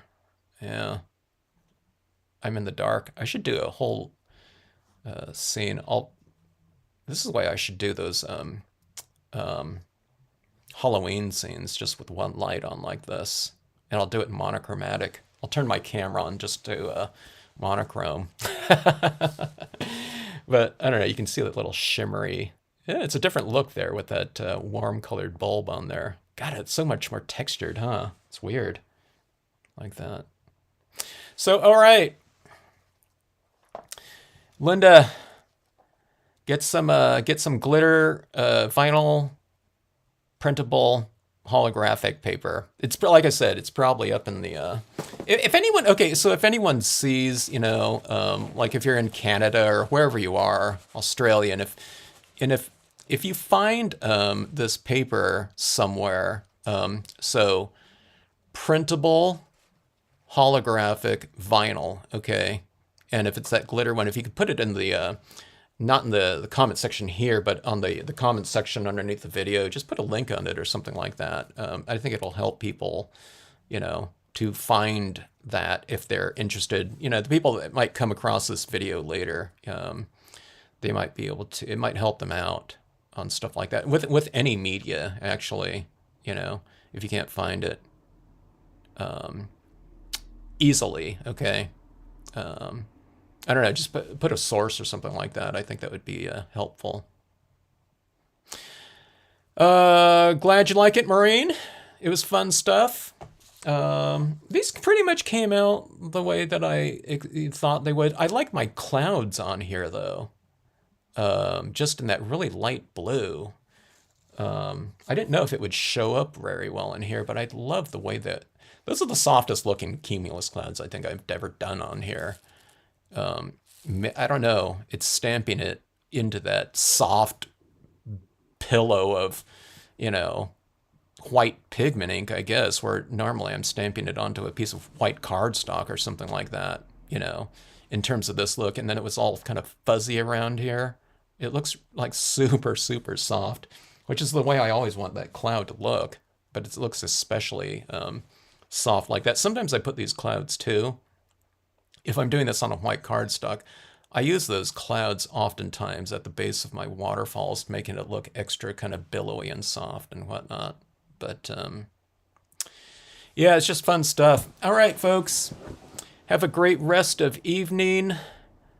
Thanks very much for joining in. Thanks for joining in on this, what of it, glittery,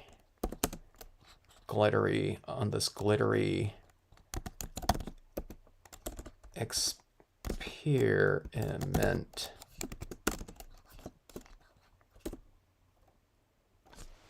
I guess that's what the name of that one is. It sure looks glittery to me, but really fun stuff. All right, folks, thanks again, and hope to see you on the next live stream. And Linda is now going to get the notifications. Good night.